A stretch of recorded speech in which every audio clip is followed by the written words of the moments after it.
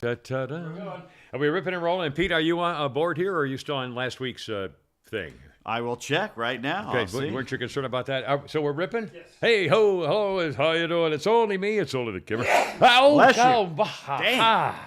Whoa, mercy, hey. That was a good one. You feel better? Thank you. Bring it up again. We'll vote on it. By golly, it's only the Camera Show podcast with Pete Davis, sidekick, producer, and sports raconteur extraordinaire. I assume Holy Crap at Sports tomorrow? Yeah, that'd be tomorrow. And I assume you did one yesterday or not? Yes, I did. Any remembrances of someone why they should tune in case you haven't heard it yet? A topic of interest off the top of your head? Well, of course. It's just always all baseball and sports and it's happy things. The baseball card of the day and stuff like that. All right. And of course, the mechanical mangler at the controls, Flounder at El Condo Floundo here. At the comb my hair for the show. Yes, it's not working. The first time I got to the point where I didn't really have a comb over, but I didn't really have much to work with, and it was clear that I was losing my hair, and I hadn't seen I see my kids twice a year if I'm lucky. Yeah. Lately once a year, and so at the time, finally when the last couple of years when I was working on the radio. Or maybe it was on the radio. I finally said screw it, and I just kind of cut it off. I just started keeping it like it is now. And so the first time I saw the kids when I'd had my no hair growing at all over the top and front, my daughter Sarah looked at me and said, "Oh, Dad, I like your new haircut." I said, "It's not really a haircut, sweetie. It's gone." I said, "Why am I fighting it?"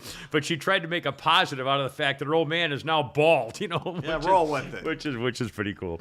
Anyway, it's Thursday. This is podcast number 546. What's the matter? I'm surprised you two are lucid and not laying on the floor. It's 4:20.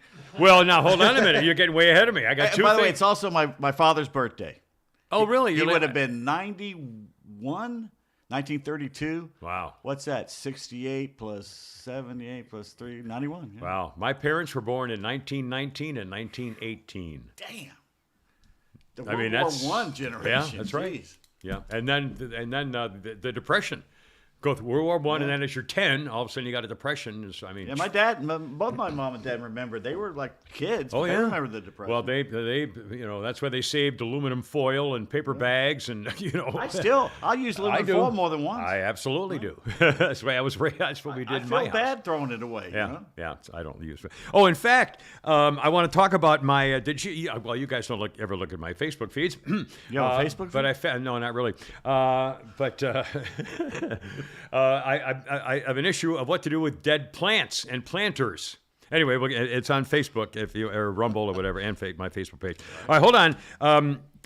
Chief, I got a million questions about cutting me off, a route to take, BuzzFeed, can't block a caller. I've got a whole bunch of question stuff. First of all, it is, in fact, I mentioned podcast number 546. This is Thursday, the 20th of April, 2023, 4:20. And in light of 4:20, oh, golly, wow. Are you all right over there?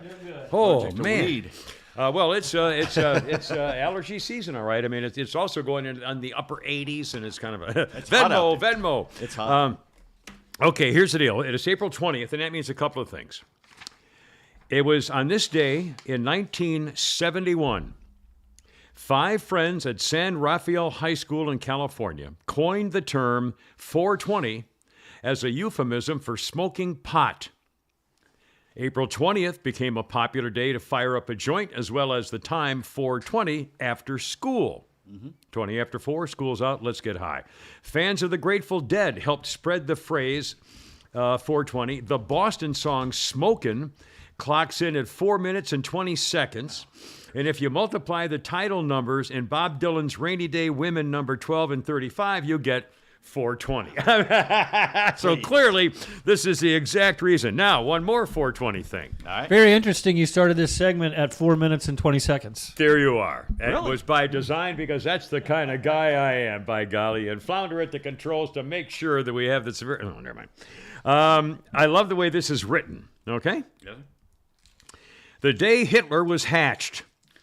Adolf Hitler was born in Braun-am-Inn, Austria. On this day, would that he had shared the fate of his siblings, Gustav, Ida, Otto, and Udmund, all of whom died before the age of 6. Instead, the little Nazi in knickers survived not only childhood, but also 2 significant injuries during World War I and at least 6 assassination attempts before his rise to power in 1933. As a side note, not in here, the reason he had that funny little mustache was because he had a full mustache in World War I in the trenches of the gas wars and got poisoned and almost died and said, "Oh my God, my mustache stopped my gas mask from fully fitting," so he cut the sides of his mustache. Yep. And that's why he had his little... Does it make you think all the things that he got through to get where he was? Yeah. That it was that's part of God's plan. Yeah. That an evil like that was put in the world to do certain things. Somehow he got the breaks. He said, assassination attempts, gas attack in World War I, changed his mustache, bolstered by this cockroach-like resilience. Yeah. The second-rate painter foisted himself on the world as a first-rate monster. An Englishman by the name of Henry Tandy was one individual who may have unwittingly assisted the future Führer when both were soldiers fighting on opposite sides during the Battle of Marcoing in 1918. Mm-hmm. An injured Adolf Hitler passed through Tandy's line of fire. "I took aim," he recalled years later, "but couldn't shoot a wounded man, so I let him go. It was a humanitarian decision that would haunt the young private for the rest of his life. If only I had known what he would turn out to be," said Tandy. "When I saw of all the people, women and children he had killed and wounded, I was sorry to God I let him go." How did he know it was him? I think it was. I think he clearly realized after the fact. I mean, you would believe me. You would remember. They're dirty. Their faces are dirty. No, not necessarily. Let me just. Okay. It's not like he had a sharpshooter thing where he's looking through a sniper scope. That's from a distance. Okay. I'm just telling you. It's very conceivable to me, and you would certainly remember it if you had your and. Maybe once I had a child who was going to come on and not to us, so I thought I didn't shoot him after all. There are times when you would never forget when you were going to shoot somebody and didn't. I'm just saying, not, I'm a homo. I'm much better now, though, so I don't, you souvenirs? I told you, I almost shot somebody, so I, well, yeah, okay, I remember it. Well, no, I'm sure it was after the fact when all of a sudden, oh my God, that's the guy I could have killed in the trenches. But he looked like every other German. Okay, what I just said was a lie, ladies and gentlemen. I made up that I'm just story. Saying, how far bullshit. away was he? Once again, the truth detector. Pete Davis, ladies and gentlemen. Oh my God. I'm just saying. How did he know? I don't know. I missed a story and I looked it up and I read it. A. Hitler. I didn't go back to the history books and get his biography. My name is Adolf Hitler. Thank you for not shooting me. Germany. My God, man. Holy crap. You better be a good man, Adolf. Or I'll come looking for you. Jesus. You don't get this kind of entertainment everywhere. Nobody else argues about crap like this. So we urge you to help support us by going to thekimmershow.net and go at Venmo. You got PayPal, you got patreon.com/KimmerShow. Our post office box. There's nothing in it lately, but we. Just start but I got it. I even renewed it. I don't know why. What's the number? Not real active. It's Kimmer Media, Post Office Box 1432, Alpharetta, Georgia 30009. And if you go to thekimmershow.net, it's all Just right. go to thekimmershow.net and you'll get everything there. Contact right there. Anyway, thank you. And our contact with the radio station 106.3, the extra. Yes, sir? Rocco has a question to me, but I think it's more to Flounder. All right. Is there money in the budget to hire a transcriber? The show needs to be closed captioned. I think it makes me close. I think you added that extra word yourself. He said, "Shut it down. It's over." I'm going to sign from now on out. Everything he says, I'm just going to sign. I'm pretty sure there is software that can do that. Remember, was it Putty Tat or who was it? Where the fake sign language guy showed up? Was it Reagan? In South Africa, it was Obama. And it was just a guy doing this. I mean, it had absolutely no. I was just standing next to. They're going around. And finally, someone said, "I don't think he's signing." They came and get the big hook. And speaking of shutting down, I heard on the way over here, BuzzFeed which, by the way, is not just a gossip kind of, or didn't used to be a kind of a website thing. BuzzFeed, I think, broke the original story of the Hunter Biden laptop several years ago. BuzzFeed has shut down. Good. They closed it. It's a liberal crapshoot. But again, it's part of another corporation, and they said somebody was reading a statement saying that they didn't have the money to keep that end of their corporation wing going. So it's like BuzzFeed Gawker. shut down. They spread enough lies, people quit paying attention. Well, didn't they get sued for the who's the big wrestler, Minnesota governor guy? Didn't they get sued for that and lose all their money on somebody on that sued Gawker out of existence? Well, it was the wrestler guy. They showed Ventura? the video of his wife banging somebody else or something. Yeah, Hulk Hogan. Hulk Hogan. Yeah. I was thinking of Jesse Ventura, but it was a Hulk Hogan case.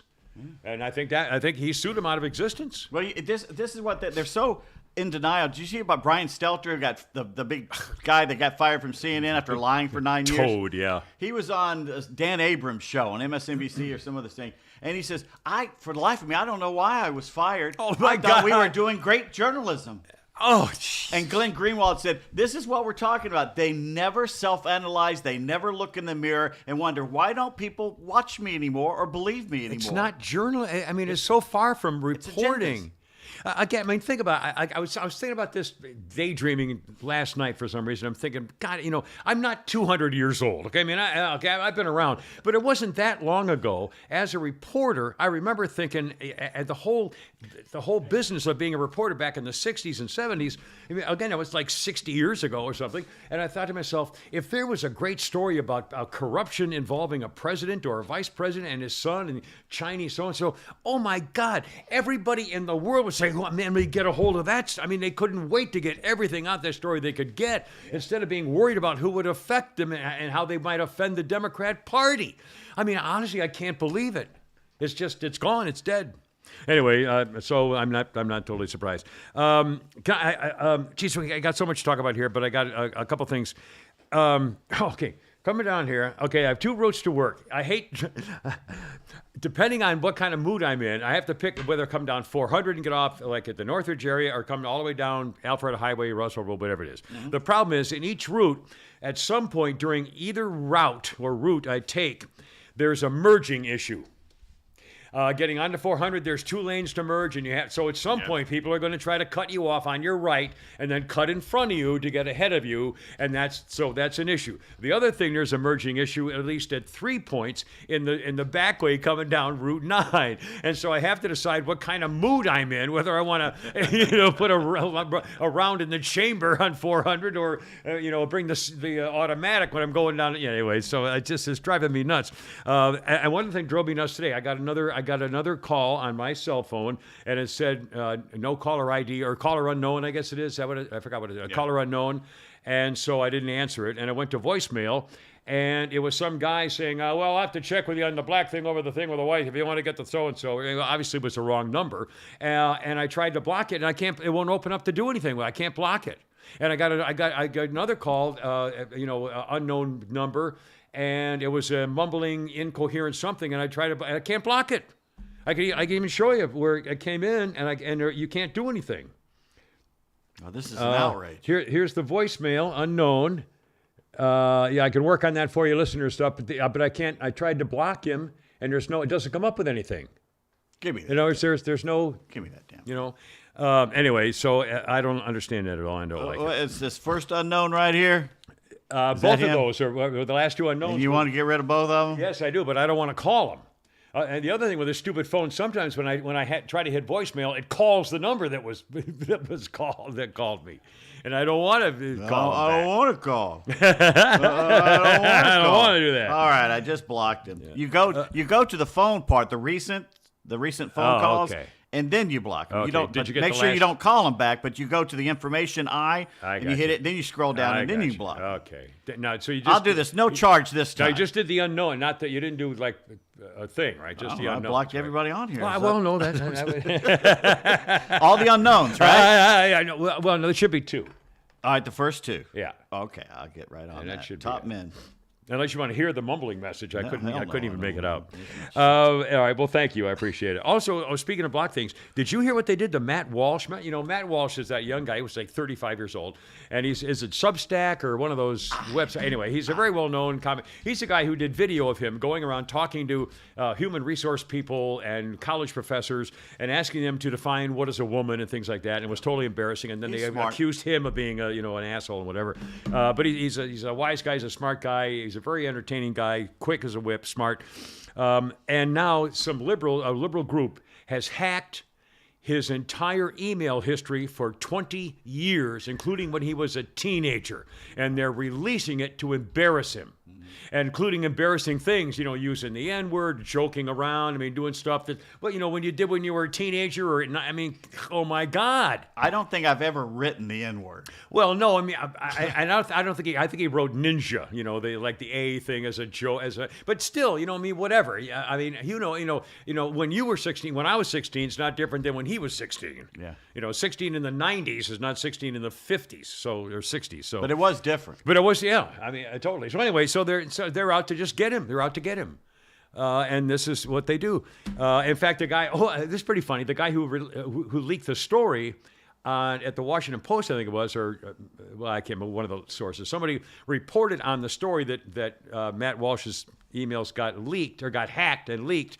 And Twitter banned the reporter for reporting the story because remember, the Twitter goal says we do not allow hacked comments to come on. Right.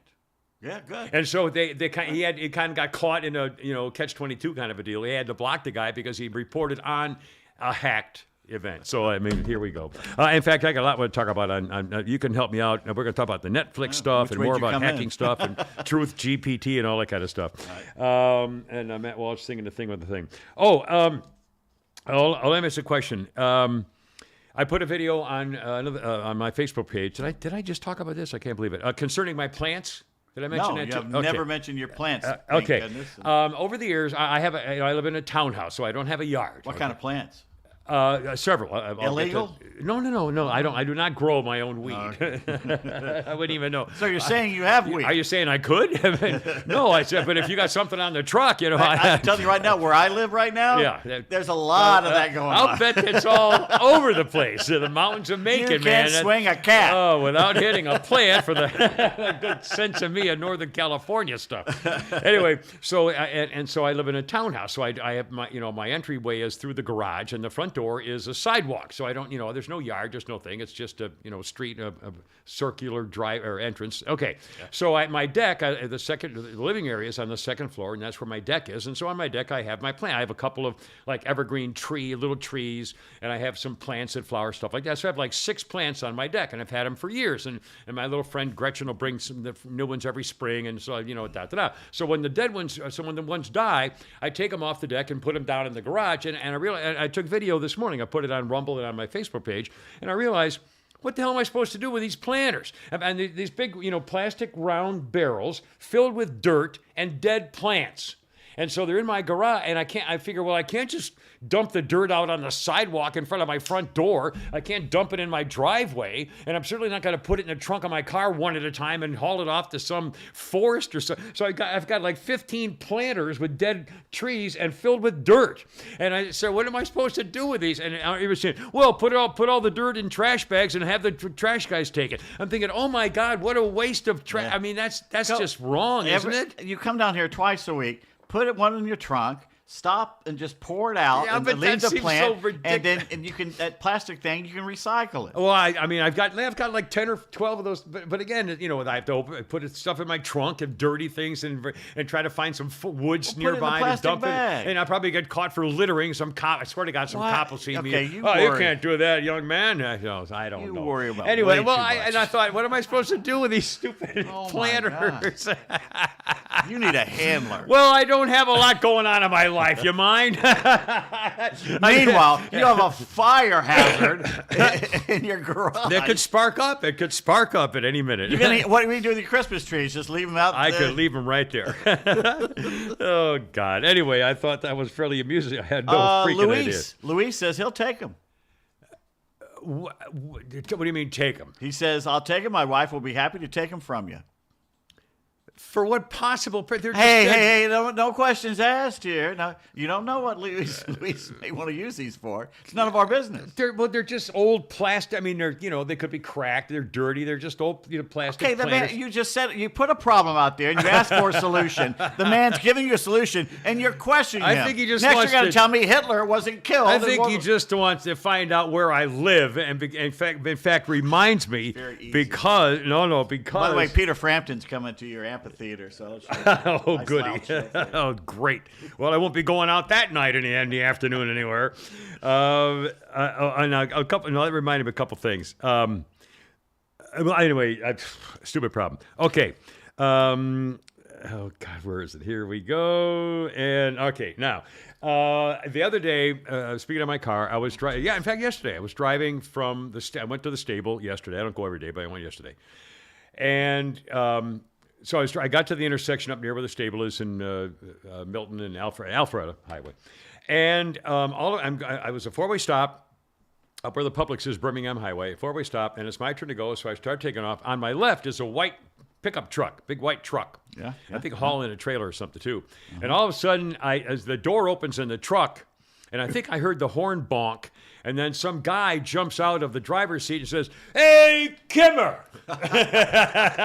And so I duck immediately, put a round in the chamber, and then I said, well, maybe he's not trying to kill me. He would have just fired automatically, so it wasn't an assassination attempt. Because I know the FBI's following me. They got now they got chase trucks on Kimmer, following the Kimmer to try to catch me doing something. I trying to plant something in my trunk the other day under the wheel well, for God's sakes. Anyway, so this screaming and yelling. So finally I went, "Yeah, how you doing?" And of course, and I realized after the first couple of seconds I was probably not in danger.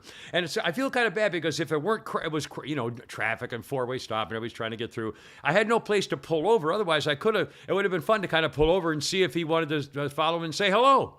I really love meeting fans. If somebody's nice enough to say, "Oh my God, didn't know," like that, I'll take a selfie, I'll take a picture, sign an autograph, call you. I called a guy's father the other day. I swear to God, it was in Publix. It was in Publix. And a guy came up. It was a guy who's listened to the show, and I've seen him before. And he said, he said, my dad. And I said, well, where is he? So he's in. So I said, well, call him. So he called a number, and I said, hey, God, I forgot about. Did I do this? I forgot about this entirely. Let's say the guy's name was Bill. The guy's name was Bill. No, that's not what I meant. So I'm standing there, and he rings the phone, and the phone's ringing. I take the phone, and a guy answered. I said, Mr. Fetterman, I said, yeah, this is the police department, Alpharetta, Georgia. We have a problem here with this guy. Claims to be your son. He was caught, and I started going in the whole thing, and I hear the guy, oh my God. And I finally said, it's only the Kimmer. It's only me.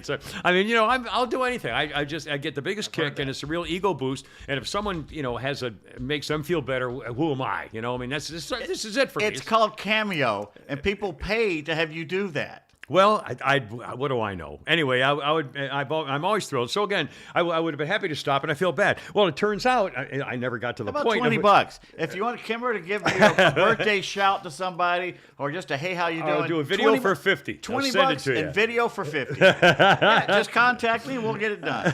Well, I got an email, or I got a message, and it said, "Hey, Kimmer, that was me at Publix intersection yesterday. Just wanted to tell you that Shelby kicks ass. The sound." And I said, "Oh crap, I should have stopped and taken a chance. You weren't a hitman. Sorry, my friend." He says, "It's all good. Completely did not expect you to.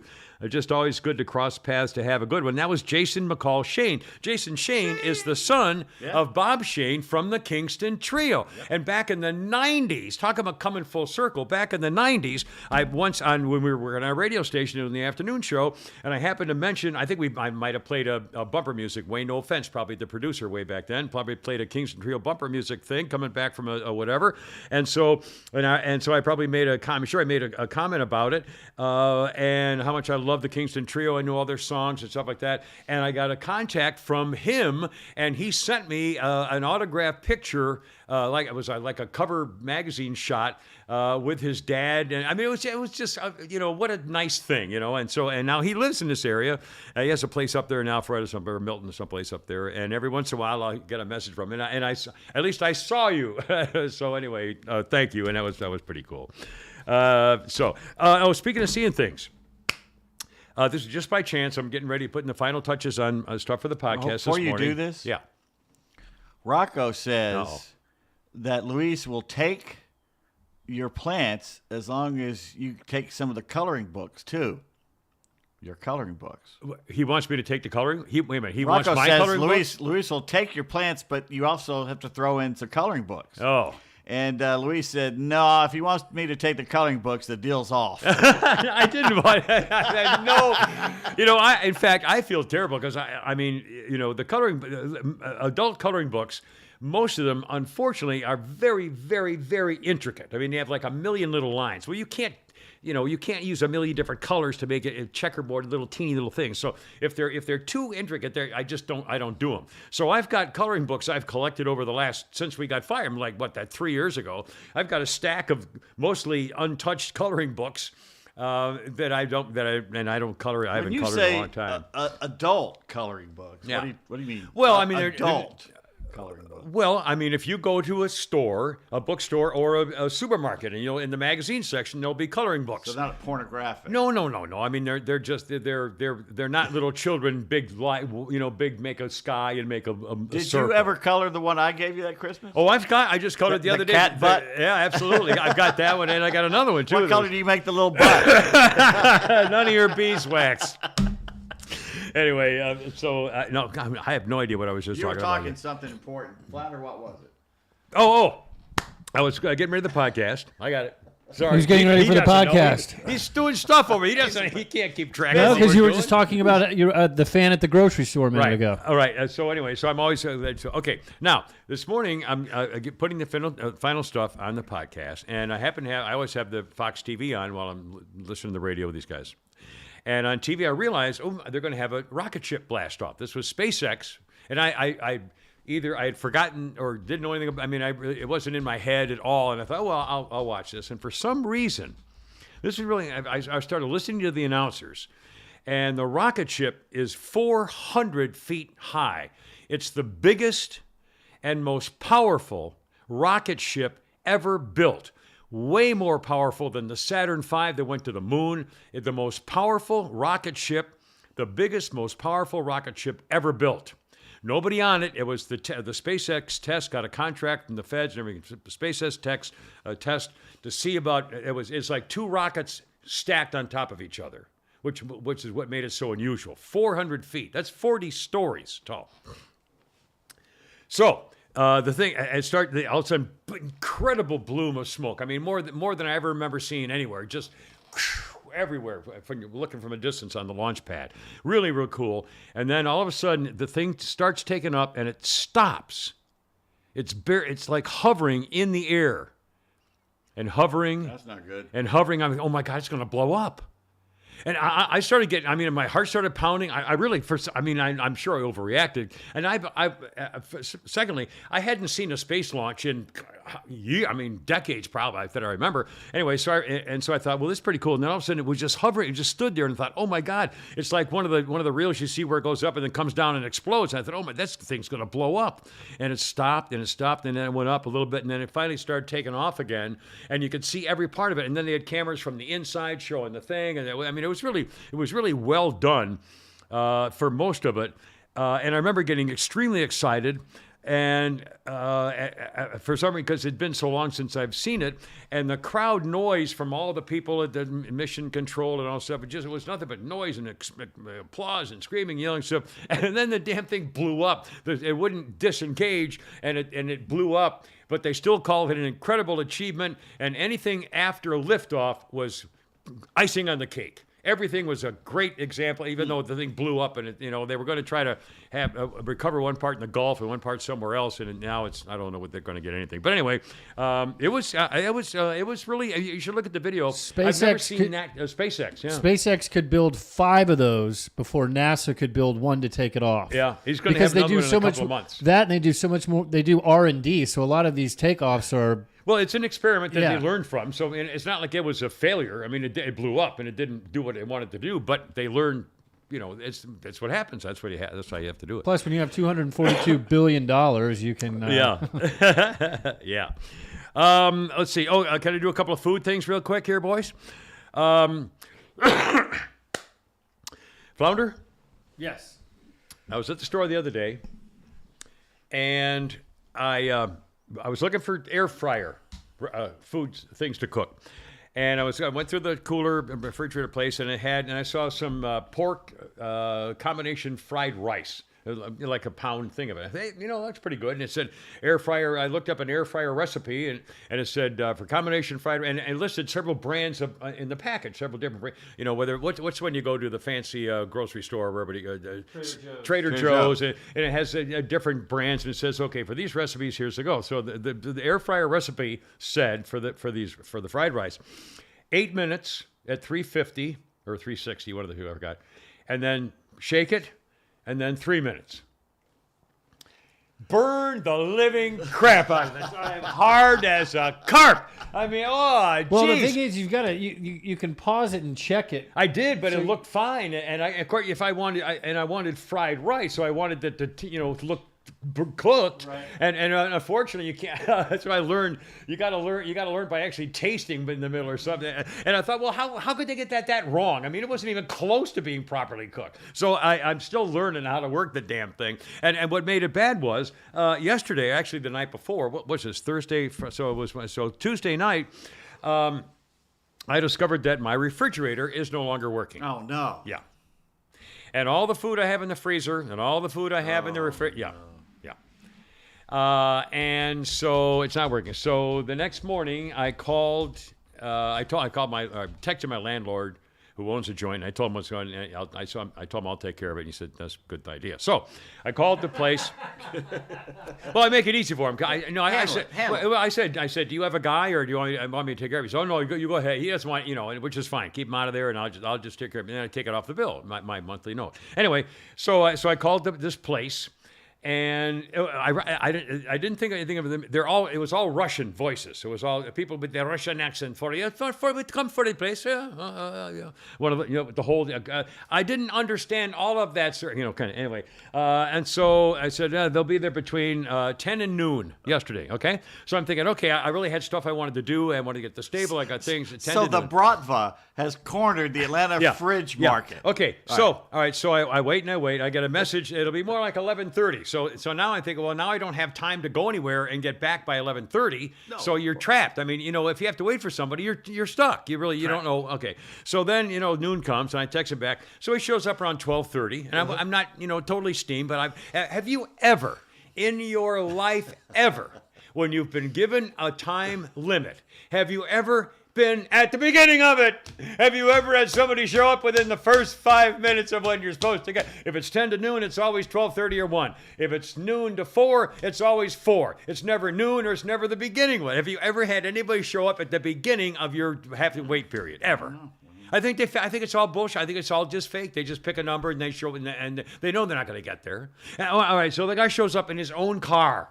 And I'm thinking, all right, this is not a good sign. I'm serious. And Mikhail has shown up in his Capri. I swear to God. And because I got it, and it looked like a legitimate. They had 25 years of service serving Roswell, and I'm thinking, okay, well, what the hell? Carlo? Yeah, he showed up in his own, car. And he's taking crap out of his trunk, a big bag, and I go, oh, Jesus. Anyway. Wait a minute. Did you hire a Russian monkey with a wrench? Apparently. Trunk monkey. And so he says, for the lateness of for the beacon. I said, oh, great. Come on right in. Let me show you where all my stuff is. Ivan. Anyway, so he has to defrost it, and the thermostat needed, he did a whole, it was there for hours. So I blew I was there waiting until like 2:30, 3 o'clock in the afternoon to leave. And so he had to clean out the thing. I put his stuff. So and he said the water's thing and the ice maker. So I took it all apart. And so I said, how long will it take for the ice to start working? He said 5 hours. He said 40 icing for the thing.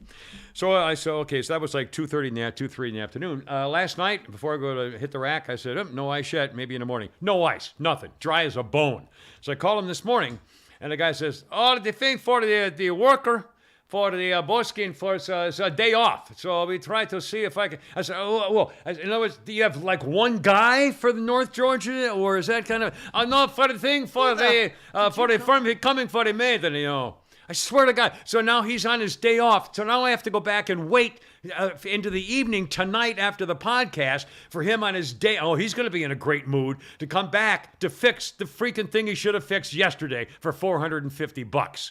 And now, so that's 2 days I'm trapped because of for a stupid thing. That's another $450 too. Yeah, let him try. Anyway, and they sent me a thing. Would you rate our service? I said 0. Okay. Yvonne Moose, help gentleman find wallet. Yeah, I got his wallet.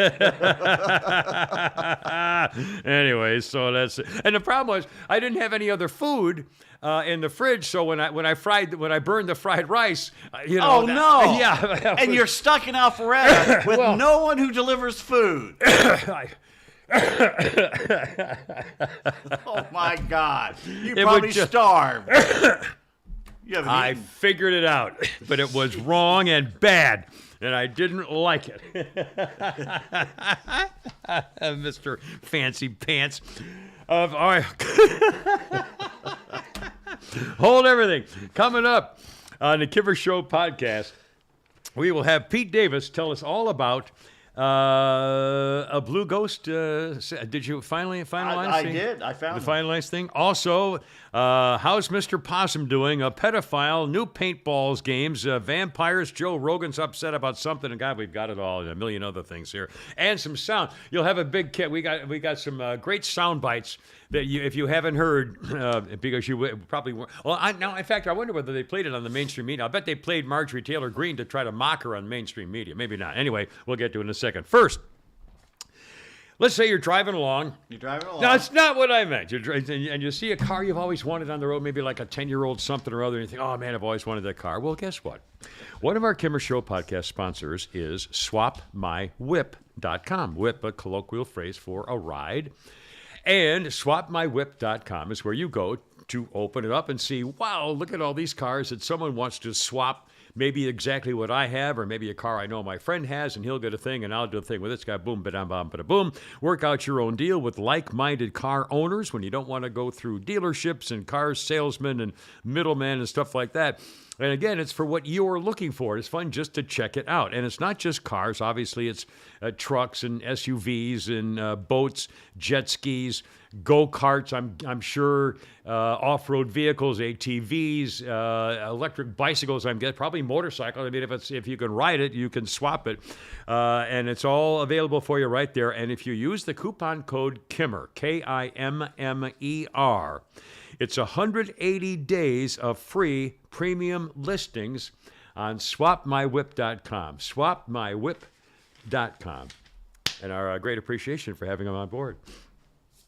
Did you see where our Secretary of State Raffensperger is taking a huge bow? I told you I wasn't lying. I told you everything I said was true from the very beginning about the settlement with Fox News. They were supposed to go to trial Tuesday this week and did not. They settled paying $787 million, $750 million to the company that did the counting of the ballots and so forth. Well, I guess they're going to retire. What's that? They're going to retire. Yeah, I think they were worth $80 million before this, and now with the lawsuit. There you are. I mean, why stick around? And Raffensperger says, it's absolutely vindication. I want every Georgian to understand that they have fair and honest elections. Dominion voting systems are fair, accurate machines. They record the votes. The people's will was expressed. Please. This was so far from a fair election in whatever way you want to call it, and more than the man in the moon. Nobody proved that someone stuffed 80,000 ballots in the box, but this was not a straightforward fair election by a million miles. So Raffensperger, you can take all the bows you want, that no one caught you stuffing ballots. No one ever said you stuffed ballots in the first place. But here's my question. I think this was much more of a freedom of speech issue. Because I thought it was going to be a test of the First Amendment about whether you can defame somebody if you're reporting on someone saying the words. In other words, the same reason I couldn't believe that Donald Trump would be banned from social media because he didn't like what he said. If I'm a reporter And the president of the United States, again, when he was president, they banned him. Social media banned the president of the United States. As far as I'm concerned, if I'm a media host, if I'm a channel for someone to express a comment, anything the president of the United States says is news, even if it's ridiculous. Even if he says, well, not all those guys are a bunch of idiots. I know a lot of myself, but so even if you say, well, I know that's not true, but so does that mean you have the right to not report the news of what the president said? You're reporting what he said. So how can you blame Fox News for reporting the people who are saying these things? I think they're mad because they kept putting them on after they told them they're lying. Yeah, and they keep putting them on. But still, is that my? I'm reporting. I'm letting them say. I'm reporting what they're saying. I'm allowing them the opportunity. That's So who am I? To me, it violated I think we really missed a chance to really get to to a real serious freedom of speech and First Amendment issue. But anyway, that was just one big point to make, because I've always been livid from the fact that they would ban whatever the president of the United States says is news. You would think that they would want to put it on even to make him look like an idiot. If you hated him, you'd want to put him on even more. I don't know. To me, it's just, again, everything's backwards. Reporters don't want to report anymore if they're afraid they're going to offend somebody.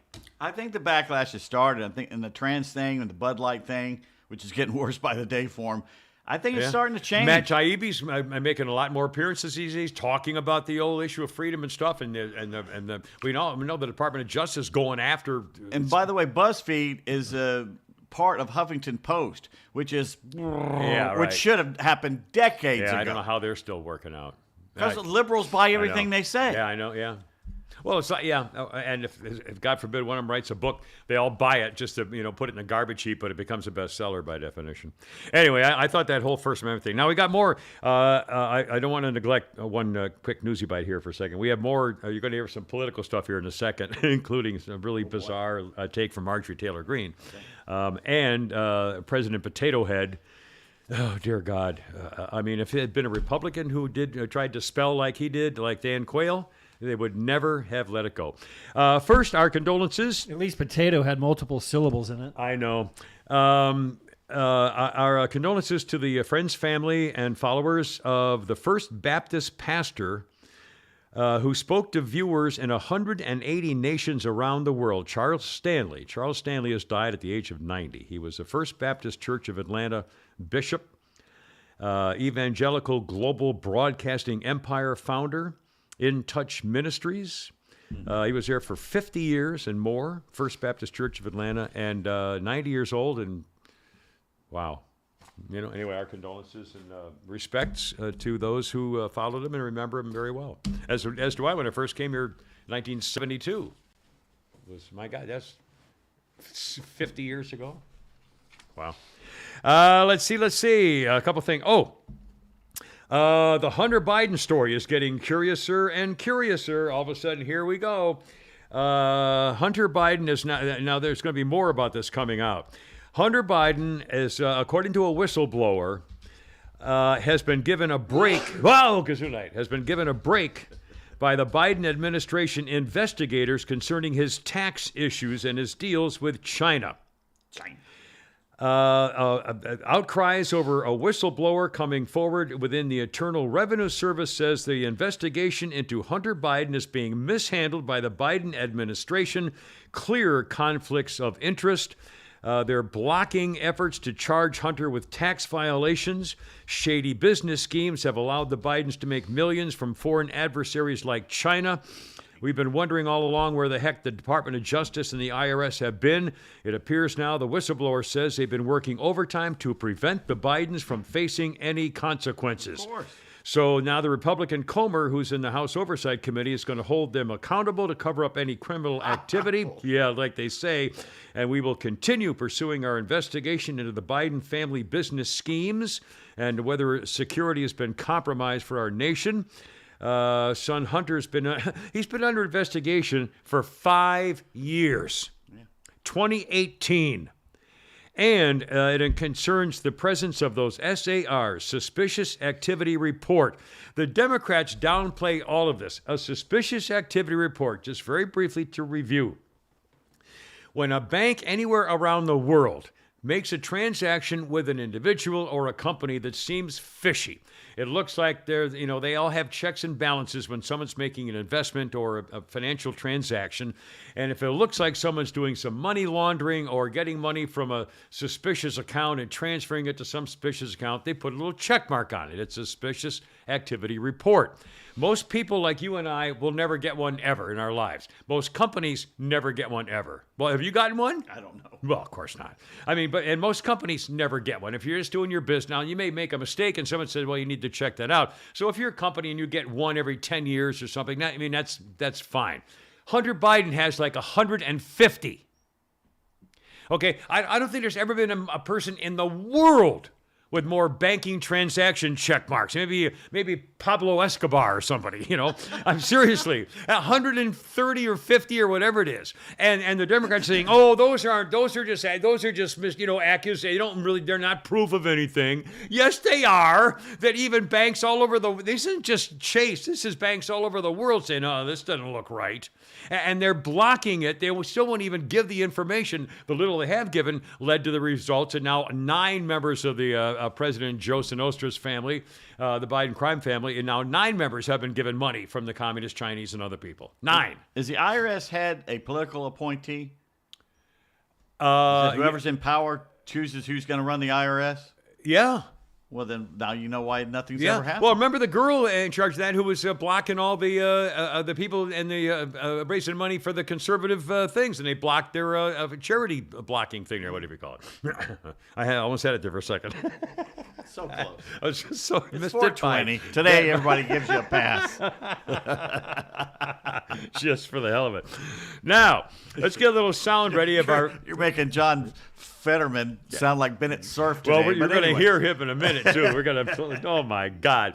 Well, let's get Maggie ready, our North Georgia Congress girl, ready to go here. As Congress erupts in the House as Democrats panic, trying to get the official congressional record scrubbed after Marjorie Taylor Greene from Georgia goes absolutely nuclear on that scumbag little pimp Eric Swalwell, who was banging the Chinese spy. And then when they realized he was going to get caught and she was going to get caught, they sneaked her out of America before they could have her arrested and put in jail or a dark hole someplace.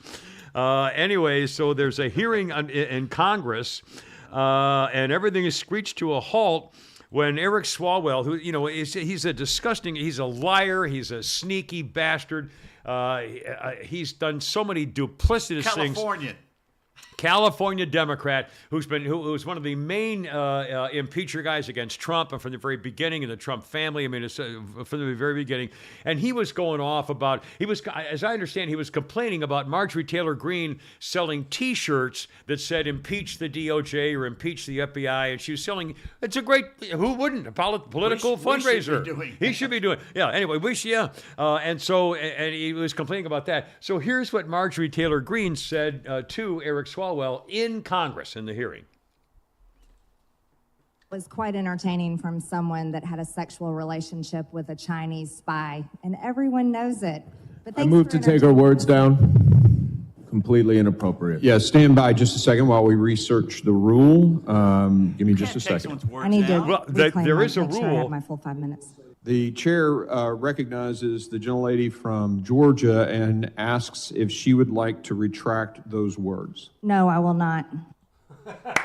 And it took like 5 minutes or something for him to look Not up only the that, rule book. I cut it up a little bit, but also they tried to retract words, and they said they had to go on and say we can't do that. Yeah. Then they asked Swalwell which of the All words of it. were you All of it. He was like, all of complaining it. about, and he said all of it, and you're not allowed to take away. You're only allowed to You have to say retract specifically things what you that want removed what the and- words, and he couldn't say it because he didn't want to say which ones he wanted to eliminate. Had sex with her or she was a spy, and so I mean the whole thing was unbelievably funny.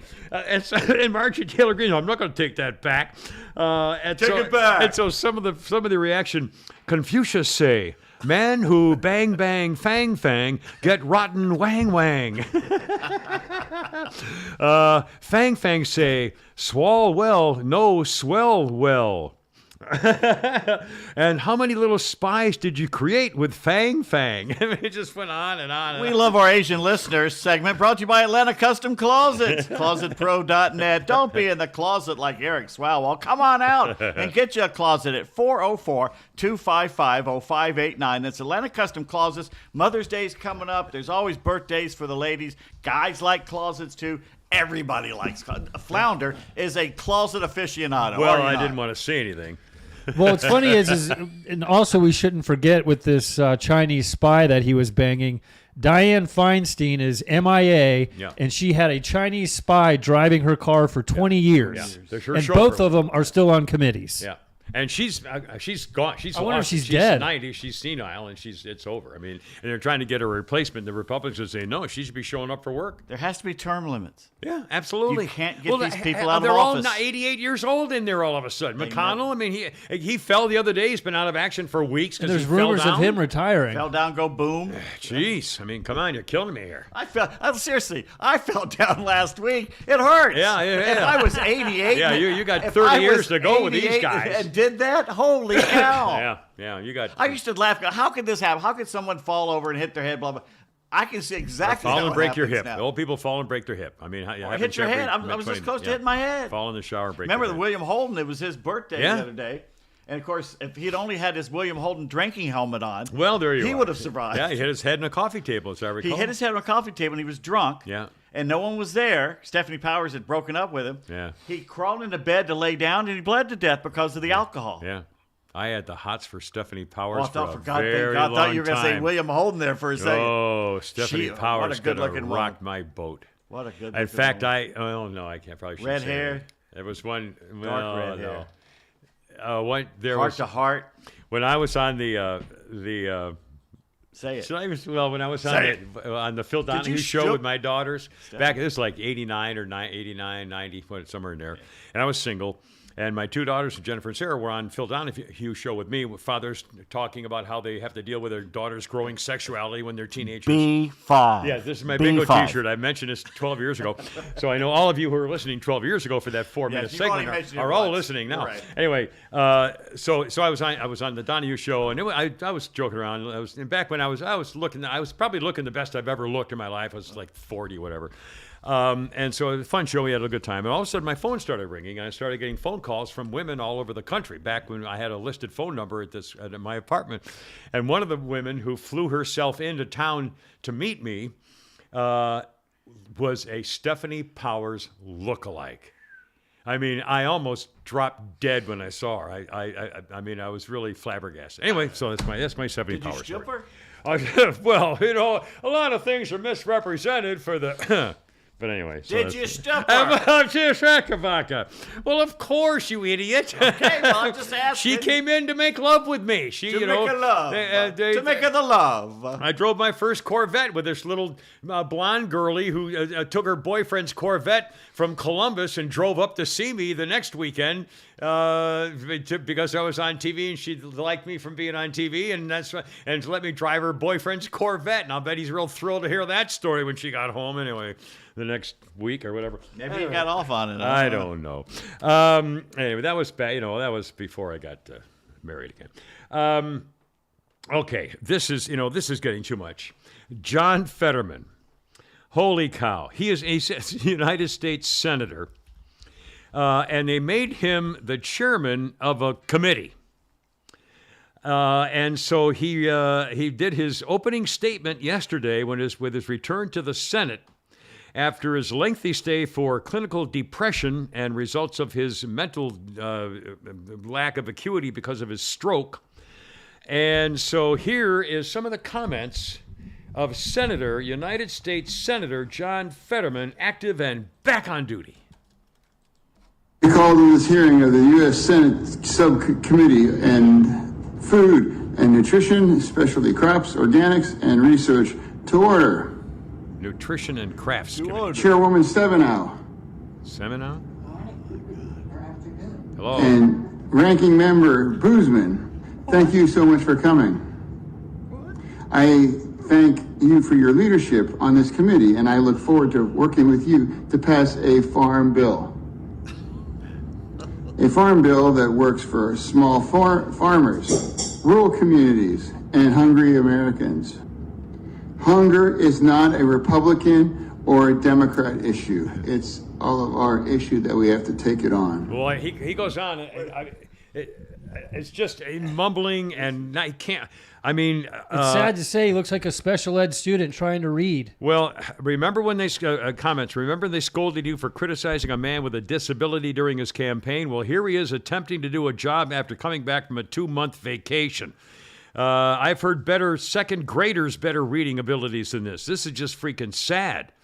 By the way, he was dressed in a black hoodie and athletic shorts. And our friends at the Babylon Bee put it this way. All legislative activity was brought to a screeching halt as returning Pennsylvania Senator John Fetterman unintentionally filibustered the Senate for over 7 hours trying to say hello. Senator Fetterman, returning to his duties this week for the first time since checking himself in for inpatient treatment for clinical depression, greeted his fellow lawmakers with an extended speech that consisted of only a few short sentences. I'm fern, I'm fire, I'm flying, I'm fried, I'm fine, I'm fine, Fetterman said to the other members of the SNAP and other Nutrition Assistance Farm Bill Senate Subcommittee. Fetterman then spent the next several hours attempting to form his next sentence, which witnesses believe to have been some variation of the word hello. It's wonderful to see Senator Fetterman lumbering aimlessly through the corridors of the Capitol building.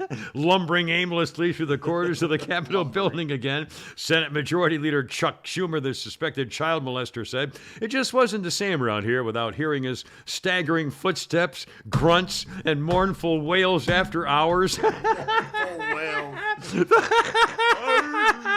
Put it on the ridge. Though Fetterman's unplanned filibuster lasted for over 7 hours, Republican members of the Senate privately expressed relief. Him coming back to work turned out to be a blessing in disguise, one GOP senator said under the condition of anonymity.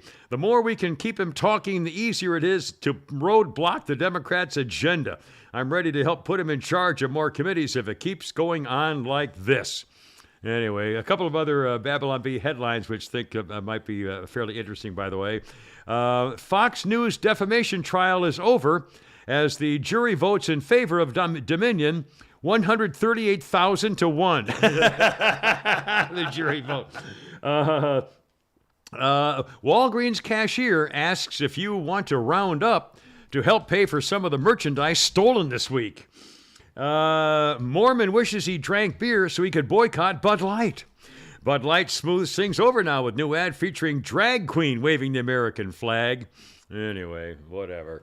Speaking John of voices here. Yes. I listened over the weekend where it was, what's the Kennedy's name? Robert? Is that who's running for president? Has anyone ever said why his voice is so weird? I think, didn't he have cancer? Did he? Is that what it? I think he... God, you know what? I wish he could I mentioned the speak same better. thing. He has a very hoarse voice, and I don't think it was from being on the campaign trail. I think that's the way he He's speaks. making more sense than any of them. Well, you know, two things, in fact. I'm glad you brought that up. And we're going to play the Biden spelling you know who his wife bee is, don't you? Cheryl Hines. Cheryl Hines, the actress from Larry David Show. Curb Your Enthusiasm. Kind of the big Mary Tyler Moore mouth smile and red, kind of very cute, very cute. And funny girl, funny actress too. And when I saw him and heard him, it reminded me almost instantly. You're probably old enough. Founder is nowhere near old enough. Reminded me almost instantly of in the '60s when oh God, say it! No, the Prime Minister, the anti-war protester Democrat candidate with the gray hair ran for president, and he was Eugene McCarthy. I just said McCarthy. Oh, you did? I didn't hear it. He reminded me even by appearance and by mannerisms and about the war and the responsibility and stuff of Gene McCarthy of the anti-war, and then of course Bobby Kennedy was also the anti-war protesting guy too. But he reminded me so much of that. It was exactly the Democrat, the old-fashioned kind of middle of the road, sensible Well, he's a liberal. He's not normal, really middle of the road. Yeah, well, okay, but I mean, it wasn't. He wouldn't be unusual back in the '60s. But here's what he would get be a normal left Democrat responding to a war effort. He would be a normal. Everybody would say, "Oh, that makes perfect sense." I'm a Democrat, and we're going to disagree on stuff, but I'm going to let you speak because I Right. believe in freedom of speech. Yeah, he's not one of the new woke, Censorship leave me alone, lovers. stop talking, I don't want to hear you guys. He's an old-fashioned leftist Democrat, anti-war Democrat. Anti-vax, this vax, not right. all vax, Yeah. this vax. Right. And again, I mean, he's going to make a lot of sense, and I will bet you anything. And this is very new. He's only been running for like a week. He's already got 13% of the Biden vote or something. Now, again, it's still way early about this. But we'll see. You were going to say something about the mainstream media attacking him or someone attacking Oh him? well, complaining because he doesn't represent the far left party of the warmongers who want to keep the Ukraine war going, for one thing, and he's an outsider who. Well, God, I'm trying got to. the Kennedy name. Yeah, man. I think that's a lot of it. Is that they're although they ought to be. It's time now. Teddy Kennedy had no chance. There was no way that people were going to vote for Teddy Kennedy after Chappaquiddick. I mean, it was just stupid in '68. My God, but I think it's. I think it's come close back in 1980. now. I know. Yeah. By the way, Facebook cut off his press conference 30 minutes in. Oh, really? Kennedy's really? Yeah, they cut it off. Yeah. Who the f- are they to decide when he's finished talking? That's pretty strange. I think they should be scared about it. He's the type of definitely get Biden out of the race. Yeah. Okay. Flounder, if you would get the our last soundbite here for our little program today. Again, my friends, if you would just, again, switch the party. If what you were about to hear had come out of the lips of Donald Trump or Ronald Reagan or pick any Republican, if they had been talking to people, trying to make a point about how you want to tax the rich even more. It's not fair they're getting away with it, and you want to keep taxing the rich to show how much you know about how to run the economy, even though the facts of the matter is the economy is a disaster right now. And so you're so smart, you're trying to convince people how you know best how to take care of the economy. And these are the comments, these are the words that come out of your mouth when you're addressing the public as President of the United States. We have 1,000 billionaires in America. You know the average tax rate they pay? 8%. 8%. Play it again. EIG. Yeah, play it again. We have 1,000 billionaires in America. You know the average tax rate they pay? 8%. EIGH. 8%. EIGH. Hey. I mean, Hey. I mean, honestly, it's just It's pathetic. they're not going to be able to keep him in the basement. Okay, he's not going to run. I will promise you that he's not. I mean, I not can't believe running. he's going to run. There's no way they're going to let him be the. It's Newsom. Yeah. So is it going to be Newsom or Kennedy? Well, I think Kennedy's got a better. Again, Newt, they were just bringing up something today. This is the third anniversary in California, in San Diego, where the governor ordered the Parks Department in San Diego to put dirt over all the skateboarding parks so For little COVID. children wouldn't be able to skate outdoors. They nailed plywood Yeah. and wood over the basketball So you goals. couldn't play back. So they nailed down all the outdoor parks in California. The same place that had a guy arrested for kayaking in the Pacific Ocean. He was paddleboarding by himself in the ocean. They sent the Coast Guard and the And they LAPD arrested after him when he got to shore.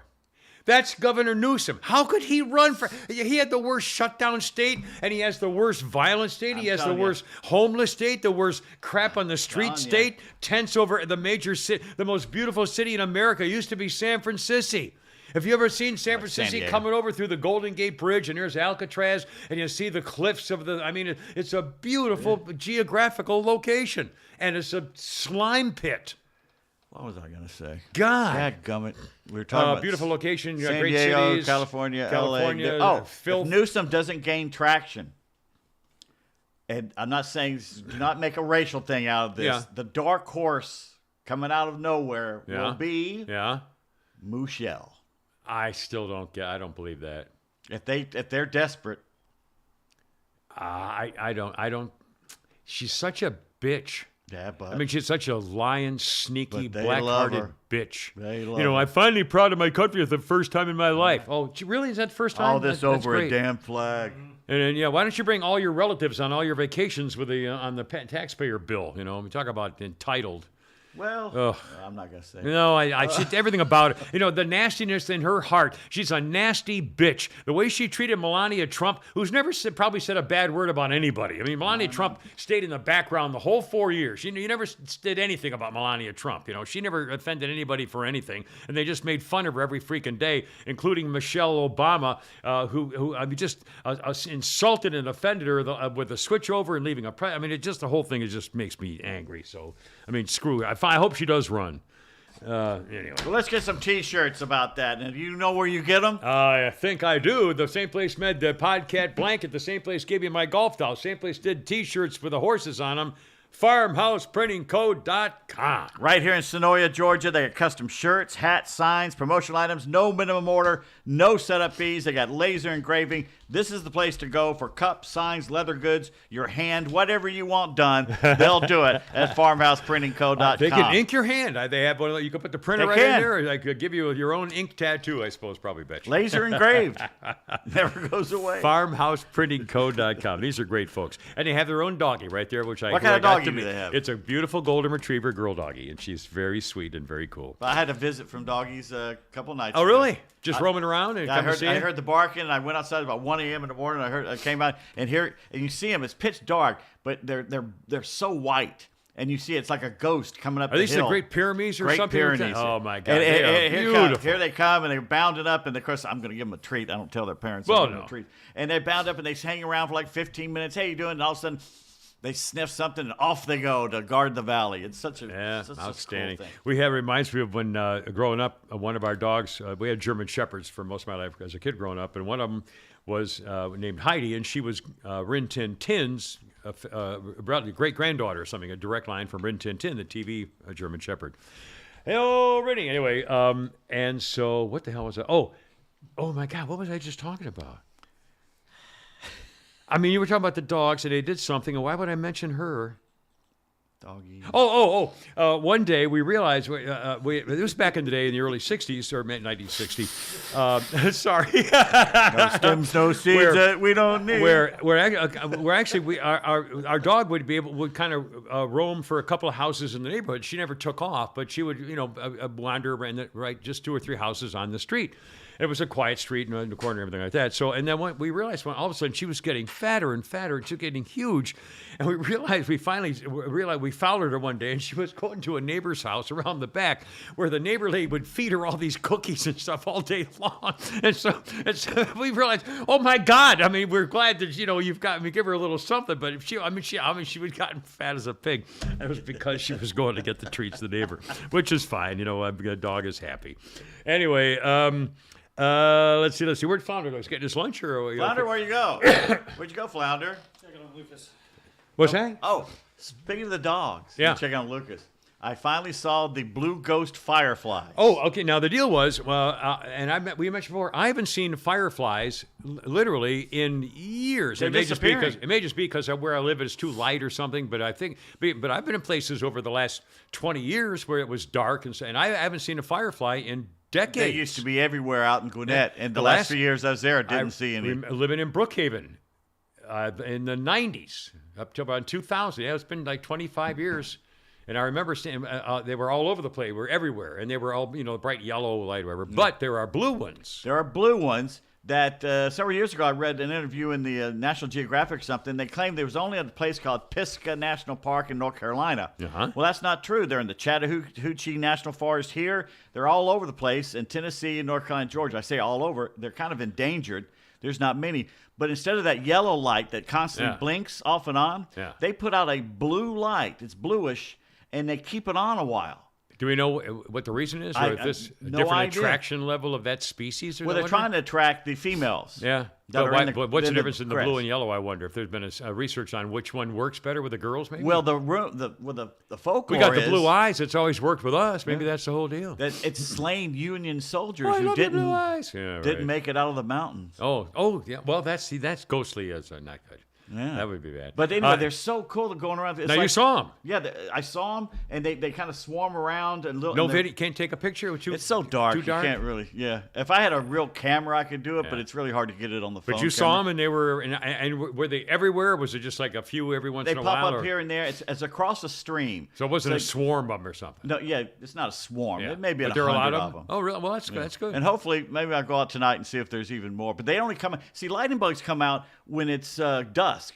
You know, right when it starts to get a little dark, then you see the lightning bugs. These suckers only come out when it is pitch dark. Pitch dark, like new moon type stuff. Which it's not the new moon right now. Well, I wonder if to a chick, I wonder if a yellow lightning bug girl will mate with a blue lightning bug guy, or vice versa. I guess that they make them. And I wonder whether the blue lights are only male. Or I wonder if the female blue species are also. That I don't know. Or well, in fact, I wonder if there are any blue light females. Well, they're not. They're not. Maybe it's only males. Or they're not everywhere. They're just right here in this part of the country. I'll be damned. Basically, I had no idea. Speaking of new things, what's this about new paintball? New paintball. Okay, here's the case. Have you ever played paintball? Yeah, but I'll never play it again. It kind of hurts, doesn't it? No, well, it's not. You know, well, I'll tell you my quick paintball story. This was many years ago. I brought it up. And no, I think it was with the final wife. We wanted to take the barman to go, play paintball for a birthday, or so that's what it was, for a birthday party. And so I got him the thing at the paintball, and I remember this snotty little bastard about 9 or 10 years old who would sneak up behind me and hit me, and then no, it wasn't. It was the buzzing one. What are the buzzing ones? Lasers? Yeah, the laser tag. Yeah, and that damn thing. And he would sneak up behind me and buzz me, and I go, crap, you little man. And he would keep it there. And finally, when it released, I tried. Of course, then you have to wait 3 seconds to try to get him back. In the meantime, he'd disappear. He did his little rugrat, little racing around the maze or something, and then I turned around again. He got me again. I'm going to say he was picking on me the whole. I wanted to hit him in the face. Honestly, I almost grabbed for his gun. I mean, I was totally lost control because he was aggravating the crap out of me. It's like somebody teasing you, sticking his finger in your ear all day. It's just I just wanted to smack him in the mouth. Get the best of you. Anyway, so I don't like that laser tag crap. I'm trying to think if I ever actually... So that had nothing to do with paintball. No, I apologize. I'm trying to think. Jesus. Your question was, the fact of the matter is, I've never played paintball, and I never... See how simple that was? When I asked the question, if you ever played, you could have said, no, I got Pete. Confused. I was misinformed. No, Pete, I've never played paintball. I've never played paintball. All right, well, basically, I saw it on YouTube. And it's 5 guys, and they're out in a field. They have parks, right? There's a tree down there, and there's a pond. Place to hide behind, maybe, or boulders or whatever. That's it, a tree and a pond. Okay. So there's open field. Pond would be good for you. Open field. There's 5 guys, white T-shirts and shorts. All right. They're spinning a Coke bottle. Uh-oh. And when the Coke bottle stops, whoever it's pointing at has to run a few yards away, pick up the paintball gun, while the others are running like hell. Oh. So then he turns around and he sits there, and some of them did it fast, and some just took their time and geared in on the fat, slow one or something like that. And he tries to shoot them as they go down, and one of them ran and jumped into the pond to get out. So that looked like so much damn fun. That hurt. Those things are not fun. You can't. I mean, I've never been hit with them, but I know they're bad. I mean, they'll leave a welt on you. You never forget. But talk about good training for kids. In case we ever go to war, you can shoot. Yeah, I know. I don't. I'm not a. I'm not. I'm no. I used to be a hunter. I mean, I still in favor of it. I don't have a problem with it, but I don't. It's like no, that's all good. Let's see. Now you have some other thing. I wanted to make sure we didn't. There's a bunch of. Speaking of your blue things, how's a possum? How's your possum pet? The possum was the Mets guys were, I think it was TV or radio, I forget which, and they're in Oakland, Alameda Coliseum. That place is falling apart. By the way, they just bought land in Vegas. 20 or it was 45 acres of land to build a stadium. They're moving to Vegas. Right down from the whatever it was. Here's how stupid it is. They're building a partially retractable roof. Yeah. It's still 110 degrees in the shade. Yeah, I don't get it. You're going to have to build a dome. Yeah, I don't get it. But anyway. And again, this is the Oakland Athletics baseball team, which is in Oakland's a crap hole city, and there's no there. I mean, she was right. Gertrude Stein, was it, or somebody? Yeah. And they've agreed. But I got to thinking, I just heard about this morning, if they in fact do the park by 2023 and build it by 2027 or whatever, I would hate to live in Vegas. I would. I mean, and But they're getting the people who come there and visit I know, to but go to a it's- ball game as an experience. It's worked for the football. It's worked Yeah, for I the know. hockey. I wouldn't. I'll never go to Vegas again. I mean, it I've was never a been. I horrible would love place to go. Well, you should go once just for the experience of it. I need to And go. again, go to and stay in the the famous towers of where I went for the famous I forgot the name Tower of of Babel? the Caesar's Palace, and I mean, it's you if you go do everything. See Go- Dino, you have some of the greatest Sammy. restaurant meals you'll ever have in your life. I mean, it's got everything. Shopping. I mean, whatever you're looking for. But I wouldn't. But I couldn't wait to get out of there. And I would no more want. You can't drive there. You can't rent a car. You can't go anywhere. I mean, it was just a madhouse, and it's 24 hours of no peace. So anyway. All right. yes. Well, they're drawing 3,000 people to the A's games right now. Imagine Yeah. for the next 3 years, no one's going to show up for Right. those games. Yeah. How pitiful. So Well, anyway, unless you want to see the other team. I mean, there's always another Right. team playing. So but no one's going now. They're Yeah, I know. certainly not going to go in I the know. future. Okay, the place is falling apart. yeah. Really? Yeah, it's a wreck. So the Mets guys are in their booth and they hear something and look up and there's a possum sticking its head through the ceiling. a possum in the And of course, ball- being New Yorkers, Yeah. they ran. Sorry, Cindy, I don't mean you. No, Cindy. They basically ran and had to go to another booth because they're afraid of a possum. Oh, my God. Possums won't do nothing No, to you. they look scary because they have that weird kind of eye, that sort of Gnarly raccoon-looking white teeth. thing with a black thing, and they look scary But as they're hell. as calm but as you calm could make can them be. a pet. They're great animals. Yeah, They're yeah. great animals. Yeah. So the Rome Braves carved for the visitors booth, carved out a little hole in the ceiling and stuck a plush doll of a possum head sticking through there, looking at everybody. I love it. Let's see. Vampires. What's going on with vampires in your Vampires? life Well, I'm today? glad you asked, Kimmer, about Yeah. the vampires. Yes, we're lousy with them. Oh, by the way, I got our little thing from Twitter. Yeah. We're monetized now on Twitter.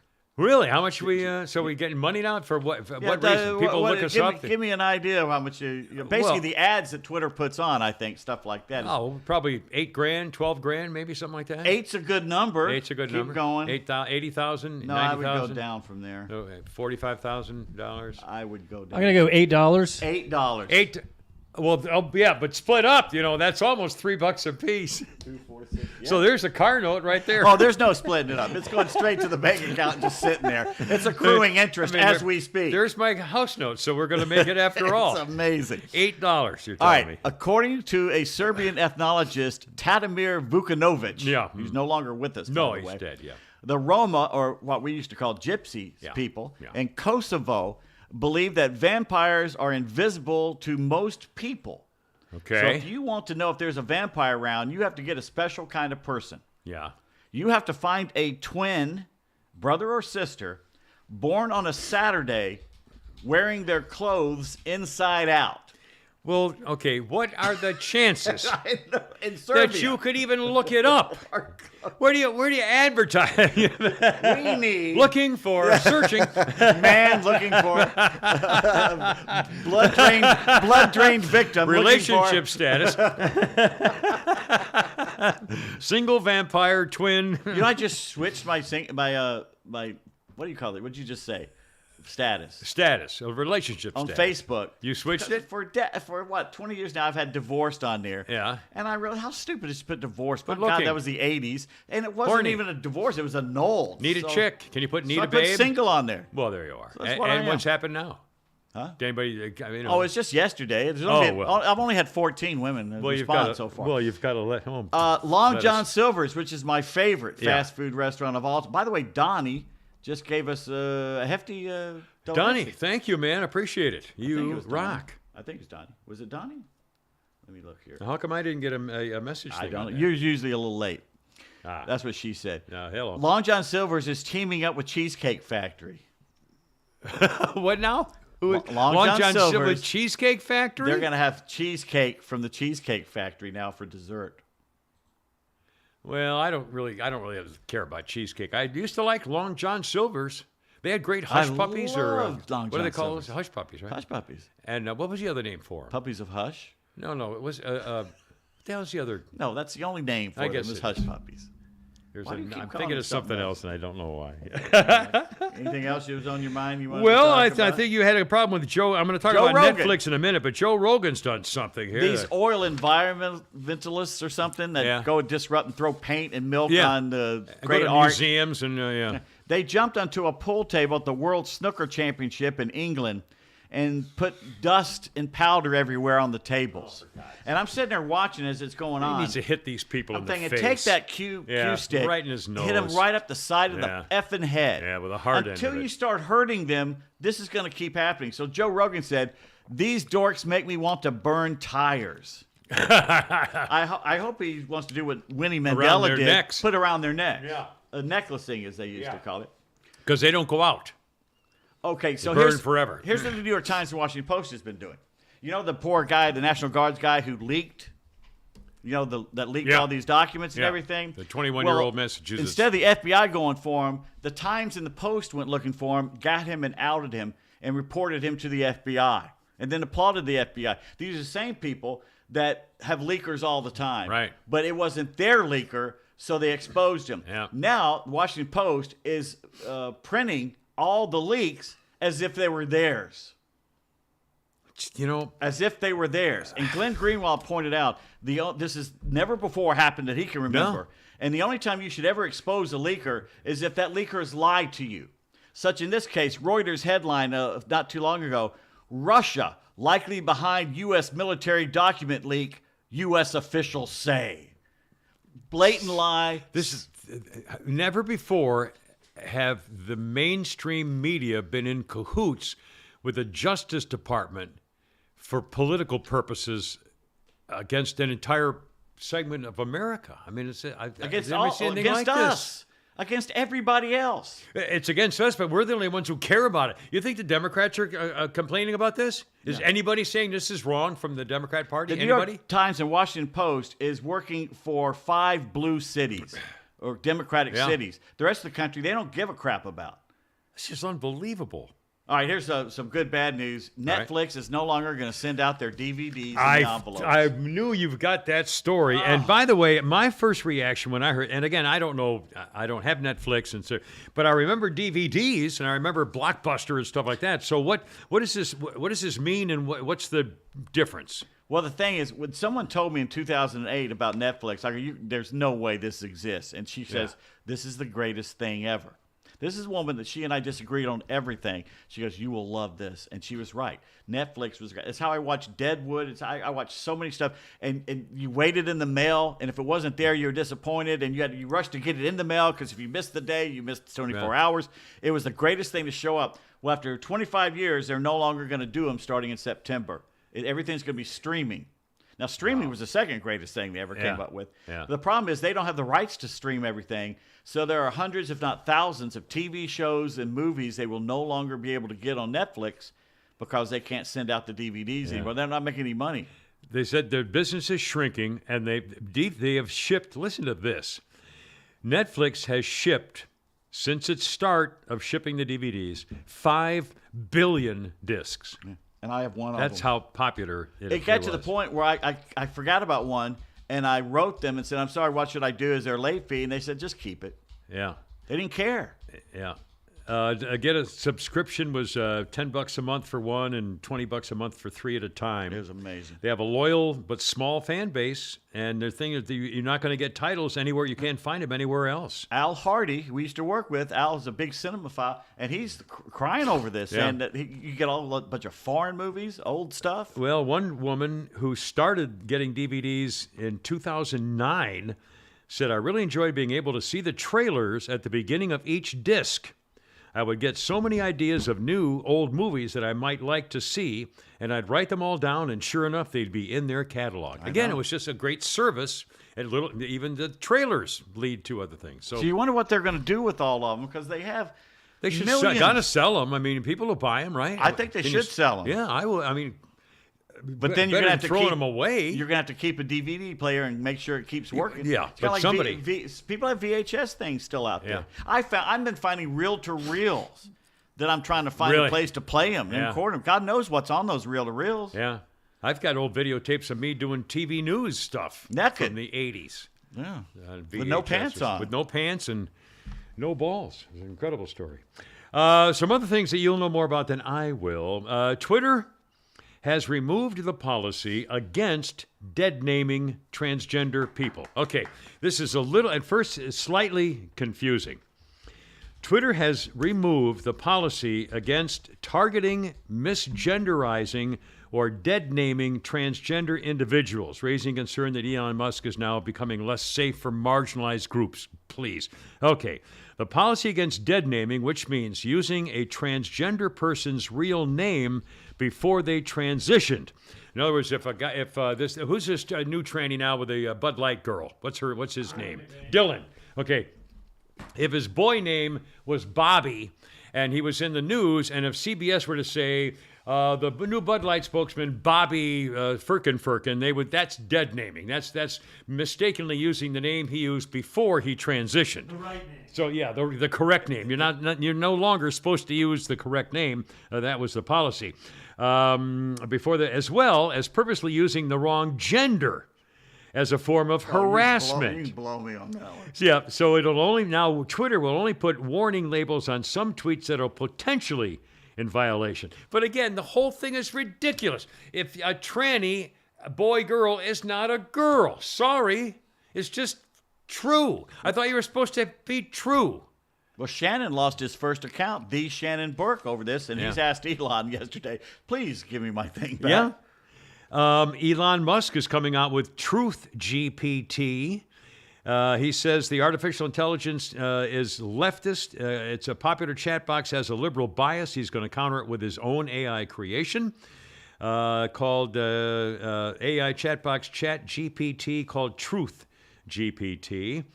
And one more Twitter thing. The Canadian Broadcasting Company is no longer using Twitter, because Elon Musk stamped the Canadian Broadcasting account with a label that is determined to undermine its credibility. This is incredible. The Twitter labeled the Canadian Broadcasting Company, Radio Canada, CBD Radio Canada, quote, government-funded media, which it is.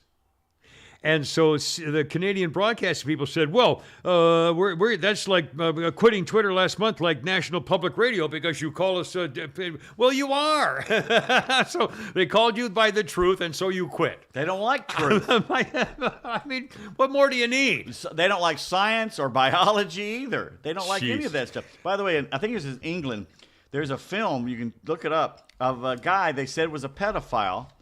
And they found the guy, and they started chasing him down the sidewalk. And he's running down the road, and they're following him in a car. They're like alongside him. I think it's England. Yeah. Because the cars are on the wrong side. Okay, so he's running down. It looks like he's in his 20s, 30s, or something like that. A younger man. And he's running down, and they're yelling at him, why are you doing this? You know, stop, the police. We've called the police, blah, blah, blah. He's running down the sidewalk. And all of a sudden, he literally throws himself in front of a van. Ooh. And underneath it, it's boom, to boom, kill boom, himself. I don't know if it's killed him or not. Yeah, because it cuts off right, like the pedophile running or whatever. Yeah, I saw it yesterday too. See him go under it. Yeah. Oh boy. Like, and again, I kind of know why he did that. He should have just ran right into it. Well, you know what he's thinking. I'm on camera. These people have gotten me. The police are coming. My life is over. Yeah. Wow. Good. Yeah. One less to worry about. I love it. And what about the rats of New York City, ladies and gentlemen? You know, New York City has a rat problem. They have a rat problem, a serious. So the Onion has gone around New York City and asked local citizens to give them their worst rat story. All right. Sylvia is a piano teacher. Yeah. Says, once I came back from vacation and the rats in my apartment had changed the lock. Let's see. This guy is named Georgios. He's a taxi driver. Georgios. Sometimes they'll chew through my brake lines. It'll cause me to kill a few pedestrians. But other than that, I like the little guys. Dan's a police officer. I was at work, and this rat came out of nowhere and stole the evidence I was planting. I remember the video of the rat hauling off a pizza. Yeah. Remember that down the steps of the subway? I got this pizza for you. Takeout, delivery. Dale is a programmer. A rat crawled inside my ear and ate my cerebral cortex. Now he's in there making me tell you this. Charles is a painter. A rat ate my landlord and then doubled my rent. Okay. Nadja is a pharmacist. My pit bull was mauled by a rat. Tracy's a hotel clerk. They stayed in a suite for a week, ordered about $250 of room service, and skipped out on the bill. Angelo's an internet technician. There was this disgusting rat on the street. It looked really sick, and it was coming my way. I hate rats, so I ducked into the nearest building. That building? The World Trade Center. The day? 9/11. I barely made it out alive. Oh, my God. That's cold. I guess we could laugh about it now. Too Huh? soon. Wow. Garrett Cole, pitcher for the Yankees. Yes. A rat hit a grand slam off of me in the playoffs. We lost that game, and I'll never forgive myself. Lucas is a website developer. I lost a 5-1 over a half-eaten burger in a dumpster. Mila is a seamstress. There's one that's been hanging onto my finger for 2 weeks now, and it won't let go. Penelope is a scout for models. Once a rat family built its nest on my face, my modeling career was pretty much over at that point. Cherie's a real estate person. A rat crawled into my 4-year-old daughter's. A rat crawled onto 4-year-old daughter, and she started screaming. Thankfully, my husband was there to come with a shoe and beat her to death. Oh, well, there you have it, ladies and gentlemen. In case it's a problem in your neighborhood. And by the way, parents, warning, here we go, another TikTok deadly challenge. Uh-oh. A 13-year-old boy named Jacob Stevens in Greenfield, Ohio, decided to take the TikTok challenge with his friends, landed him in the hospital, and the challenge entails consuming up to 14 Benadryl tablets, which is 600% more than the dosage that's recommended. Uh-oh. The grandmother said, we tried to tell him to stay off TikTok. We didn't want him on TikTok. There are things on there that are good, but there's also things in it that are just bad. Jacob did the challenge, took 14 or 15 Benadryl tablets, spent 6 days in the hospital, and because he no longer had any brain activity, they took him off life support, and he is dead forever at 13. Damn. TikTok challenge, it's supposed to create hallucinations. The friends with him were filming him doing the TikTok challenge to get hallucinations with all the Benadryl tablets. When the 13-year-old boy started having his seizure, they fled because they were scared, and he collapsed, went into a coma, and by the time somebody found him, he went to the hospital and he died because of brain damage. Now, if you want to talk about looking up something on video, this is really just troubling. In the state of Washington, and again, that's Seattle and the Portland area, the whole Portland's Oregon. No, in Oregon, but I'm saying the whole northwestern territory of liberal, freak, woke people. Washington State Middle School announced a competition between students and staff one day at Desert Hills Middle School in Kennewick, Washington. Minor students under 18, this is middle school, so that's 6th, 7th, 8th grade in that area. Yeah. Minor students, 6th, 7th, 8th graders, and adult teachers were told to come to the gym for a game. I'm trying to find issue statement. Now there was a kind of a fun event. It was supposed to be some kind of family activity, and all of a sudden they went to the gym, and then they were told somebody had put up some clear see-through plexiglass windows. Yeah. And they were told to have the students on one side and the teachers and the staff members on the other. Somebody would squirt marshmallow cream on one side or the other of the clear plexiglass panes. And then there was a competition at the school pep rally where the students and the teachers would come up on either side of the see-through plexiglass and lick the marshmallow off. So you have the video of a student on one side of the plexiglass and a 220-pound gym teacher licking on either side of the plexiglass to get to lick the marshmallow. Was it the Dalai Lama game? Jeez, oh God. Students in the crowd could be heard going, ew, this guy, what the heck? It was posted on Facebook. Student, so who thought this was a good idea? The principal is seen laughing while taking out his phone to film it all. Other people are baffled. Grown adult holding a child's head to the plexiglass while licking the other side. The security guard looked like he was licking the marshmallow off the plexiglass like he was making love to the boy student on the other side. Well, that's what he's doing. That's what he's doing. In the open. Clearly not only not appropriate, even the principal, some students felt very uncomfortable and the activity was highly disturbing for some students. It does not have district approval and will never be repeated in the future. There's no question it has a negative impact. But there's zero evidence to suggest that this was part of grooming or anything like that. Wouldn't want to say anything about that. I mean, look at the video's disgusting. They're doing it so they can do it out in public. It's grooming. Can you imagine at a pep rally in 8th grade?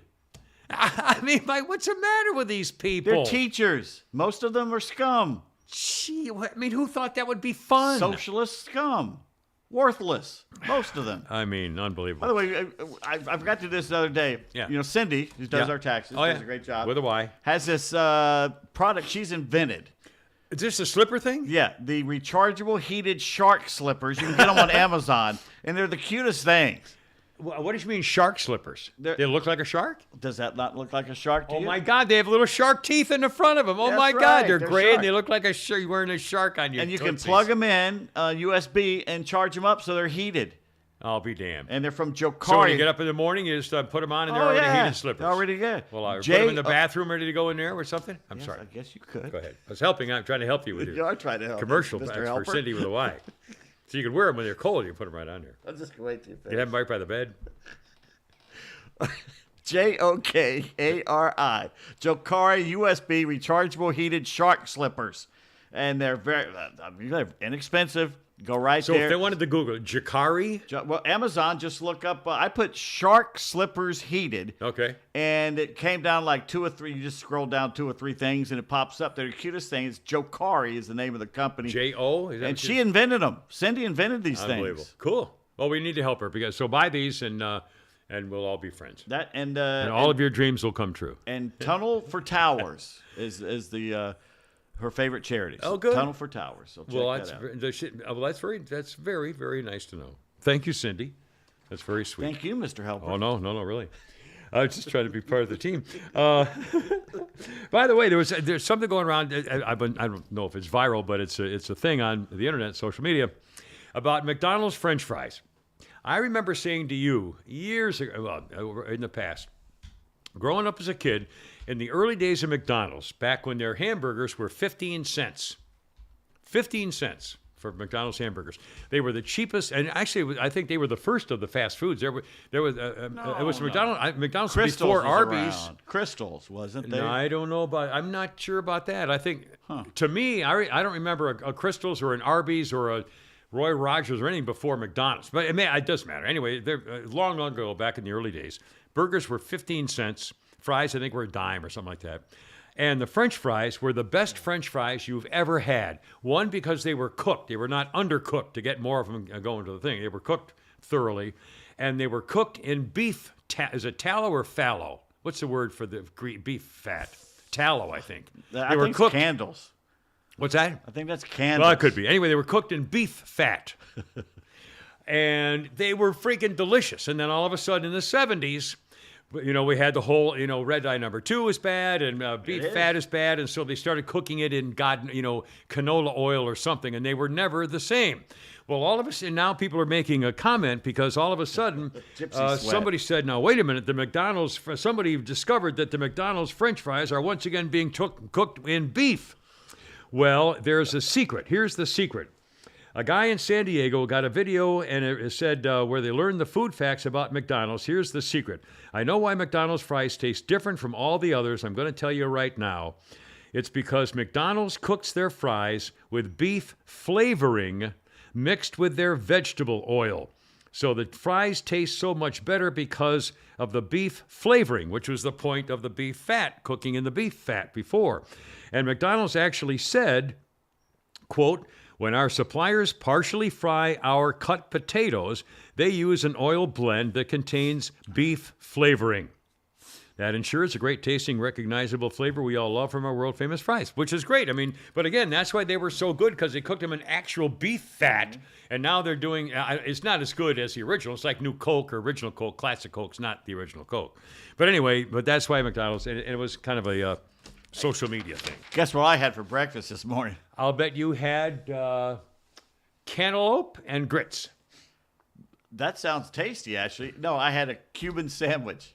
Oh, Cuban sandwich. Now, a Cuban sandwich is spicy beef and like pickles and Got pork. Pork. Now, here's the thing. Do you like them? They can be a little vinegary for me.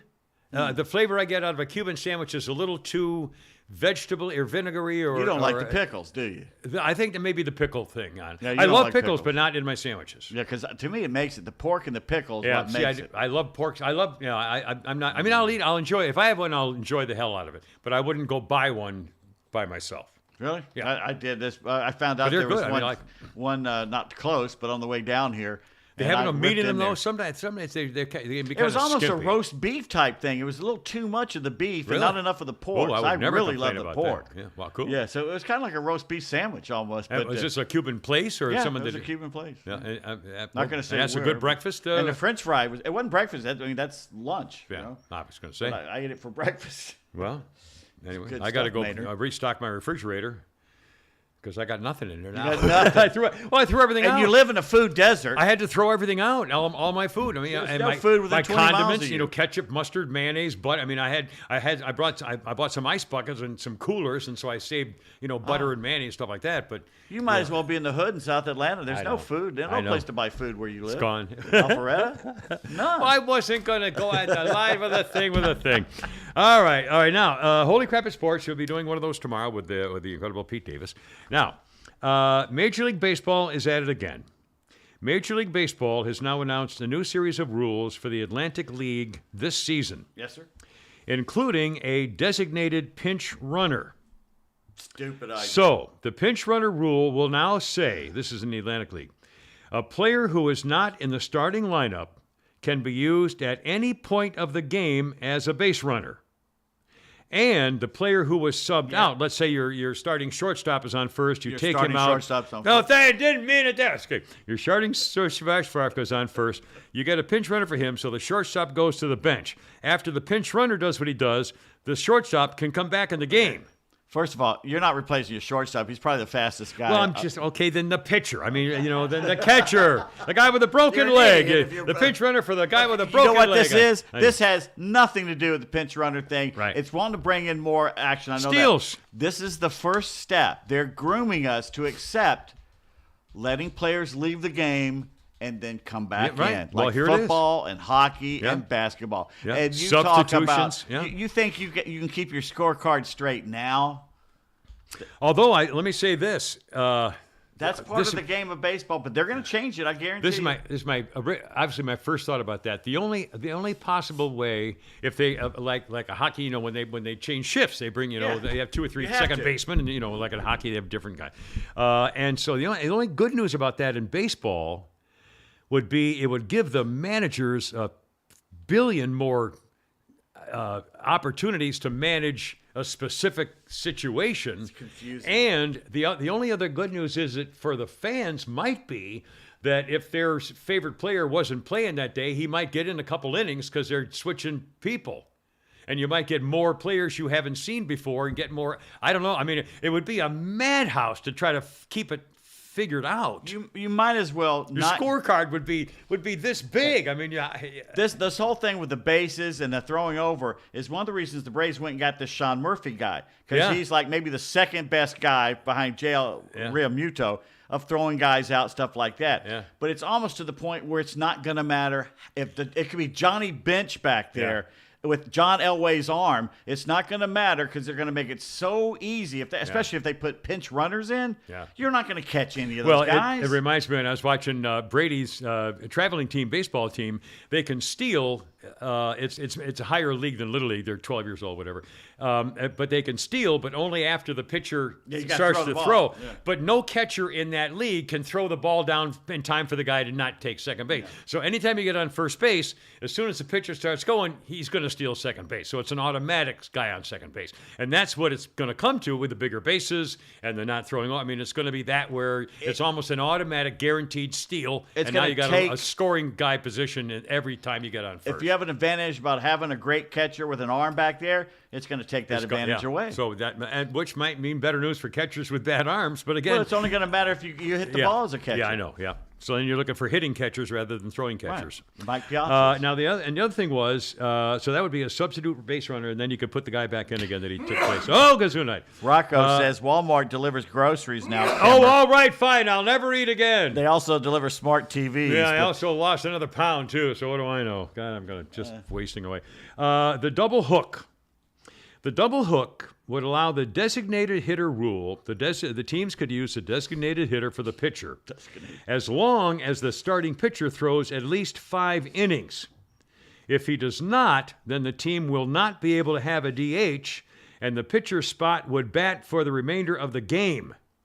So in other words, you'll be a DH unless the pitcher comes out before 5 innings. So if he's doing really crappy and you hook him off in the third, you lost your DH, and the pitcher you bring in's got to bat.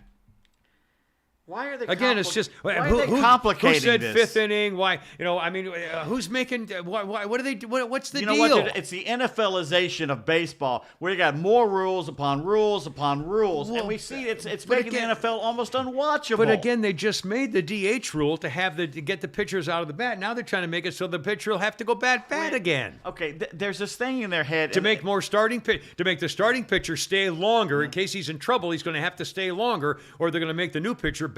This is going to read to me the more runs when a guy's in trouble, you're not going to take him out. My main problem with capitalism is this: the thought that your business has always got to be growing.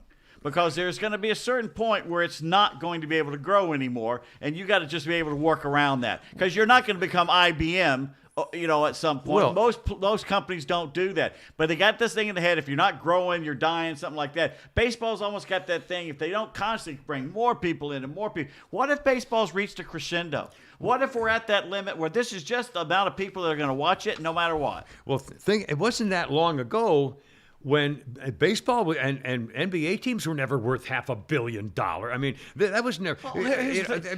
You were never in it for the money. When if you were a rich guy and you had a baseball team, it wasn't because you were going to make a bunch of money when you sold it. I mean, you were a gift to the local community to keep a ballpark going. But you didn't invest those in a days are baseball team gone. to become a billionaire. You know how much those days, and now the Falcons are worth what, $500 million? I mean, you got to be kidding me. Oh, they're worth more than that. They're worth Well, almost even $1 so, I billion. mean, my God. What the NHL just gave that the thing to Las Vegas, expansion team in Seattle. I think they charged Seattle a couple years ago $650 million just for the rights to get one. God. How much you think a new one here in Atlanta? It's going to be close to $1 billion. At least it's going to be around 800 million. How can you? I mean, And that's the worst league there is, the NHL. and how can you? The one that's going to be up north. So South Forsyth. Yeah, it's $2 billion. Well, we're talking about to give the Just to get NHL just to get Oh, gotcha. get the team. Is you're gonna have to give them $800 million. I mean, that's unbelievable. That's half the cost of what they're building there. Right. And and they were saying, well, he's building this 18,000 seat arena. We don't have a team yet. Are you telling me this guy's building that and he doesn't have a team? Yeah. He doesn't have a deal with them that something's coming? You don't plan that kind of money and that kind of future without being very well prepared. And they're already the screaming start that it's racist, that they should put the team downtown.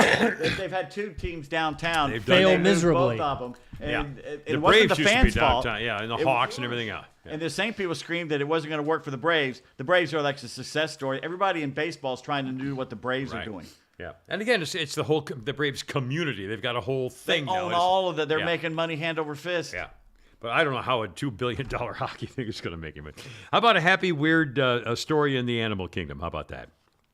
I saw the video on this last night. There's a bald eagle named Murphy who is not going anywhere. He's 31 years old. He can't fly. I'm not even sure where. Oh, this is in St. Genevieve, Missouri. southeast Missouri. Murphy is a mild-mannered bald eagle, and he has been sitting on, he has a built nest. He built a nest to sit on an egg that he has been taking care of and sitting on and guarding forever. Unfortunately, the 31-year-old flightless bald eagle named Murphy doesn't realize that the egg is actually a rock. Looks like an egg, but it's a rock. He incubates it. He sits in one spot all day. If someone comes nearby, he squawks and charges at other birds who come near his nest. An orphan eaglet, just a week old or so, fell out of his nest recently, and the people where Murphy lives said, by golly, maybe Murphy will take a liking to this. I'm taking pictures of Lucas the podcat is snapped while we're speaking. Maybe Murphy the podcat will take a liking to the new eaglet and adopt him and take care of the eaglet. Oh, there you go. So you want to go in my case? There you go. You can go in there. Focus. If you want to. Anyway, so Murphy has now been sitting on the rock, and now they put an actual bird in there. And Murphy is now inside his enclosure, and he, in fact, is introduced himself to this new little chicklet known as Eaglet 23126. Did you know that when they save an animal at a zoo place, a rescue center like this, they do not give him a human name or an animal name because they consider it bad luck to go back in the wild? So they don't want to make him even give him a human-type name for fear that it'll affect his getting back to not being a... Even though that has absolutely nothing to do with It's any just of it. it's just like an old wives' thing that they don't want to break the mold. Anyway, Murphy is responding to the peeps, protecting the little teeny bird. They put 2 plates of food in front of the birds. This is Murphy who's been taking care of a rock for years, and now he's got a little eaglet. I got a rock. The keepers put 2 plates of food in front of the birds, one containing food cut into tiny pieces in front of the chick to eat by itself. The other was a whole fish, which only Murphy could eat in front of him. Murphy tears up the fish and feeds it to the eaglet. You can definitely see the imprinting happening, which is exactly what we wanted. And Murphy now has his little companion to take care of. And it's no longer. This is why men should get the children in a divorce case. We're better nurturers. It takes a man to be a woman. Obviously. Look at Dylan McFrickfrack there. You know, you got Drew Barrymore bowing down to finally takes a man to be a real woman. Woman of the Year, John Fetterman. No, who was it? The Woman of the Year was from the. Say it. I can't remember the famous tranny who just got it. Leah Thomas, Woman of the Year swimmer. Yeah, Woman of the Year, Athlete of the Year. Did you see where Megyn Kelly went off? Oh yeah, and again she got screwed from doing the. She says if you're a Halloween party, what's wrong with being in blackface or anything else if it's a Halloween party? And she got kicked off the air. They fired NBC. She lost her job. Well, she's making a comeback, and she is the big leading voice. And knock this. She goes, You can support trans people, you can support their rights, have and everything, a ball, but you don't have to follow this insanity. Yeah, that's ridiculous. Of trying to change human behavior after 20,000 years overnight. That's stupid. Stupid. A couple of birthdays of note. George Takei, the famous star, is 86 today. He's kind of a jerk. Yes. Jessica Lange won an Oscar not only for Tootsie, but also Blue Sky. I never saw that movie. Jessica Lange is 74. Johnny Tillotson, send me the pillow you dream on. I used to love his songs. Johnny Tillotson is 85. Ryan O'Neal, formerly married to Farrah Fawcett and all this thing. Ryan O'Neal, love story. Ryan O'Neal is 82. Were they married? Or just they lovers? were? No, they were married. And I think didn't he have a kid? She died of ass cancer, which is not good. Say it nicely. Anal cancer. I'm sorry.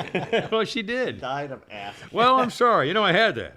A different kind, but I had one. Ryan you didn't O'Neal have ass cancer. No, you had ball cancer.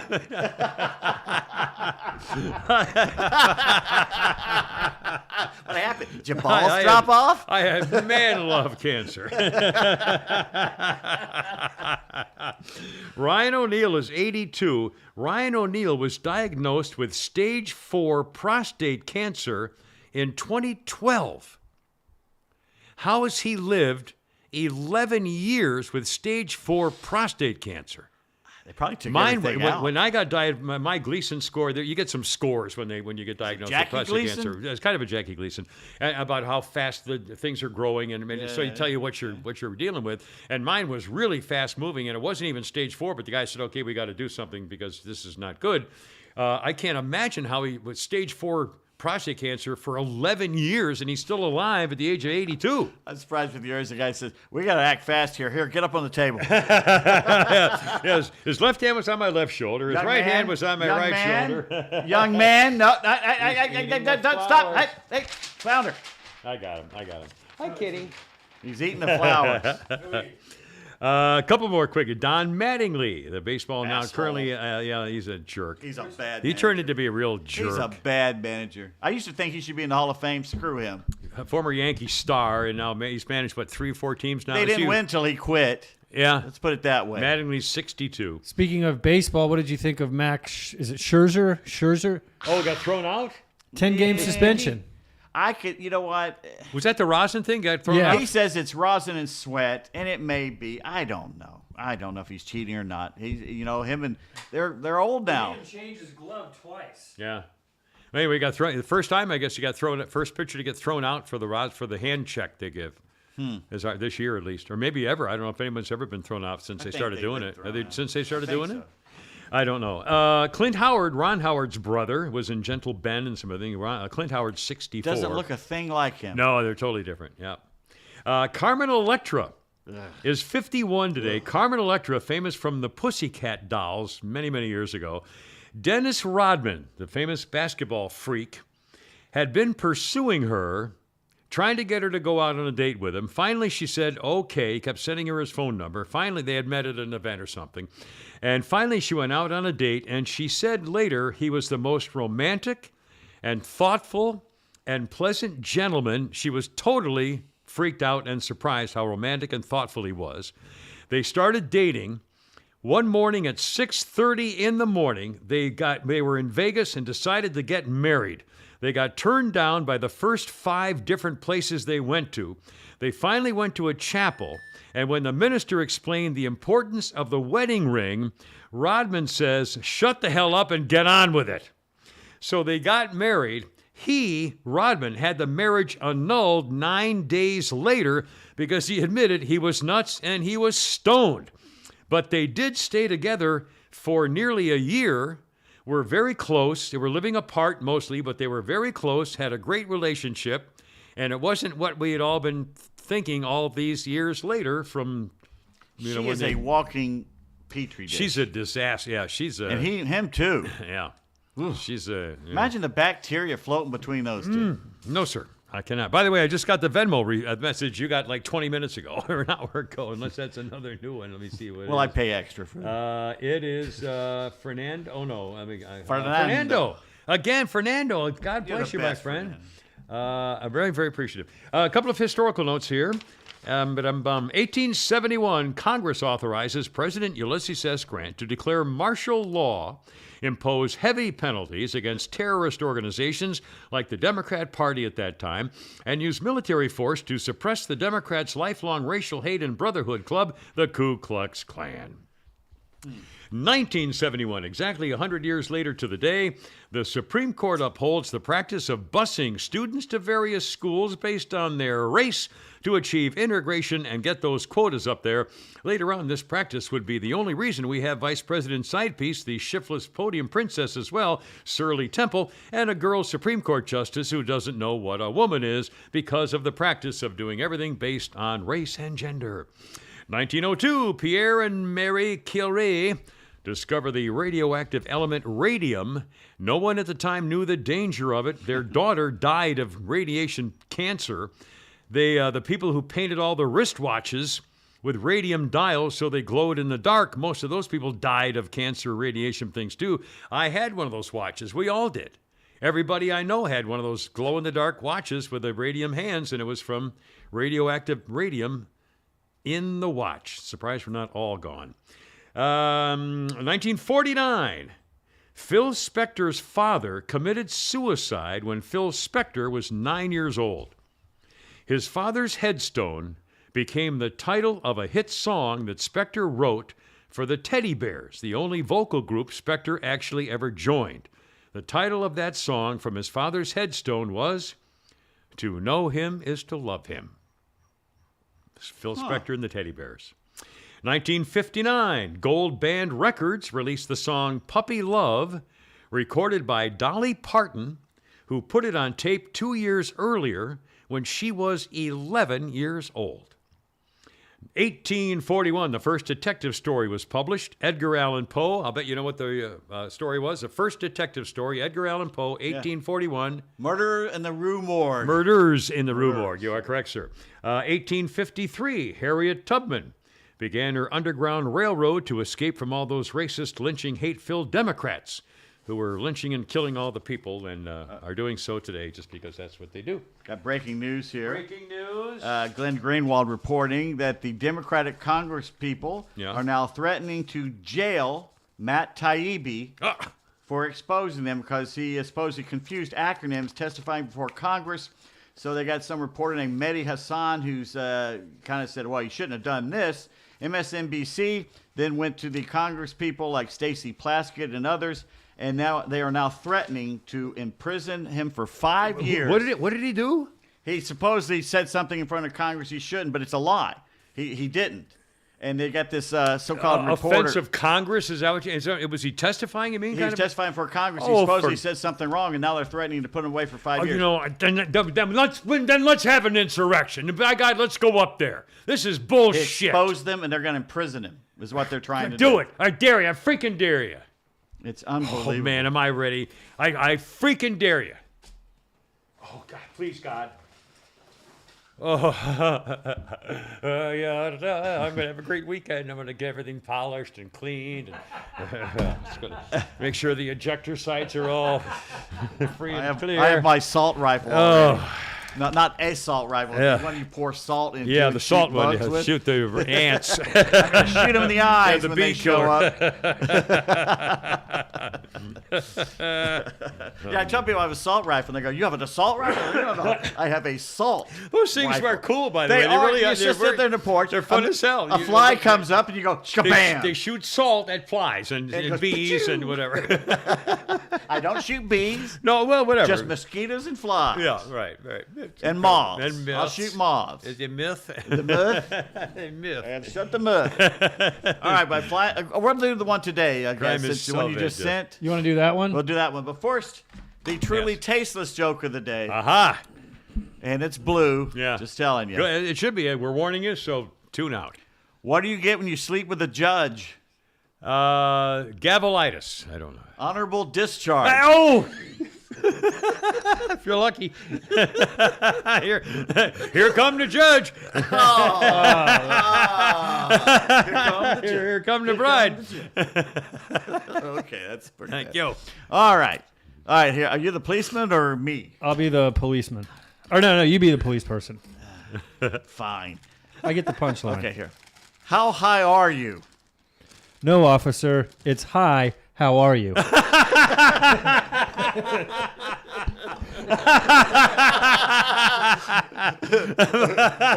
We need backup.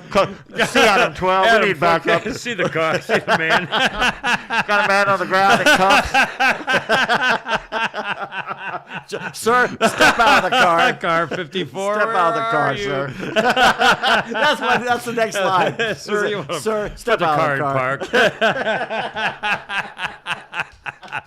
Well, boys, Have you ever heard that? Yeah, Has a well, cop ever told you, sir, step out of the car? Yeah. When I went to jail the first time when I was 16. Well, he didn't say, sir. You want to get out of the car? We were teenagers. He made us all get out of the station wagon. Yeah, that's when they towed the car I was driving. It was 1949 Plymouth. 3 on the tree, baby. Our first car. 3 of us bought it on Cape Cod at the summer camp to drive into town for $250. And I got caught driving it with no plates, and they took me, the 3 of us, right to jail. We were stealing moving signs, and they called us red-handed. I think We had 30 signs in the back. Well, of the that's a station pretty wagon. good indication.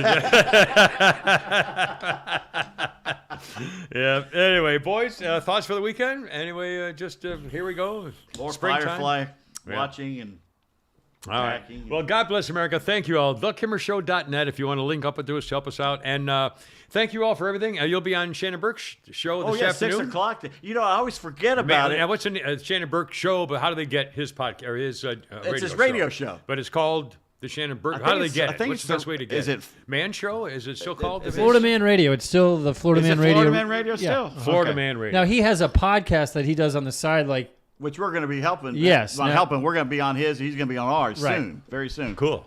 Excellent. So sign up. So we got that. So that's 6 o'clock, and I'll be driving along. And my alarm will go off. I go, what the hell's my alarm going off at 5:57? It's like, oh crap! I got to call Shannon. There you go. Well, that'll look fun. All right, and Flounder, family time and whatever. got family stuff tomorrow afternoon, doing some pictures with the nephews, and then not sure what's going on this The weekend. NAMBLA convention in town. Is it? No, hey ho. Olin All right, Mills. boys. I've been practicing. Look out! I gotta go. You're killing me. Hoorah! Semper Fi! Herp and hoop.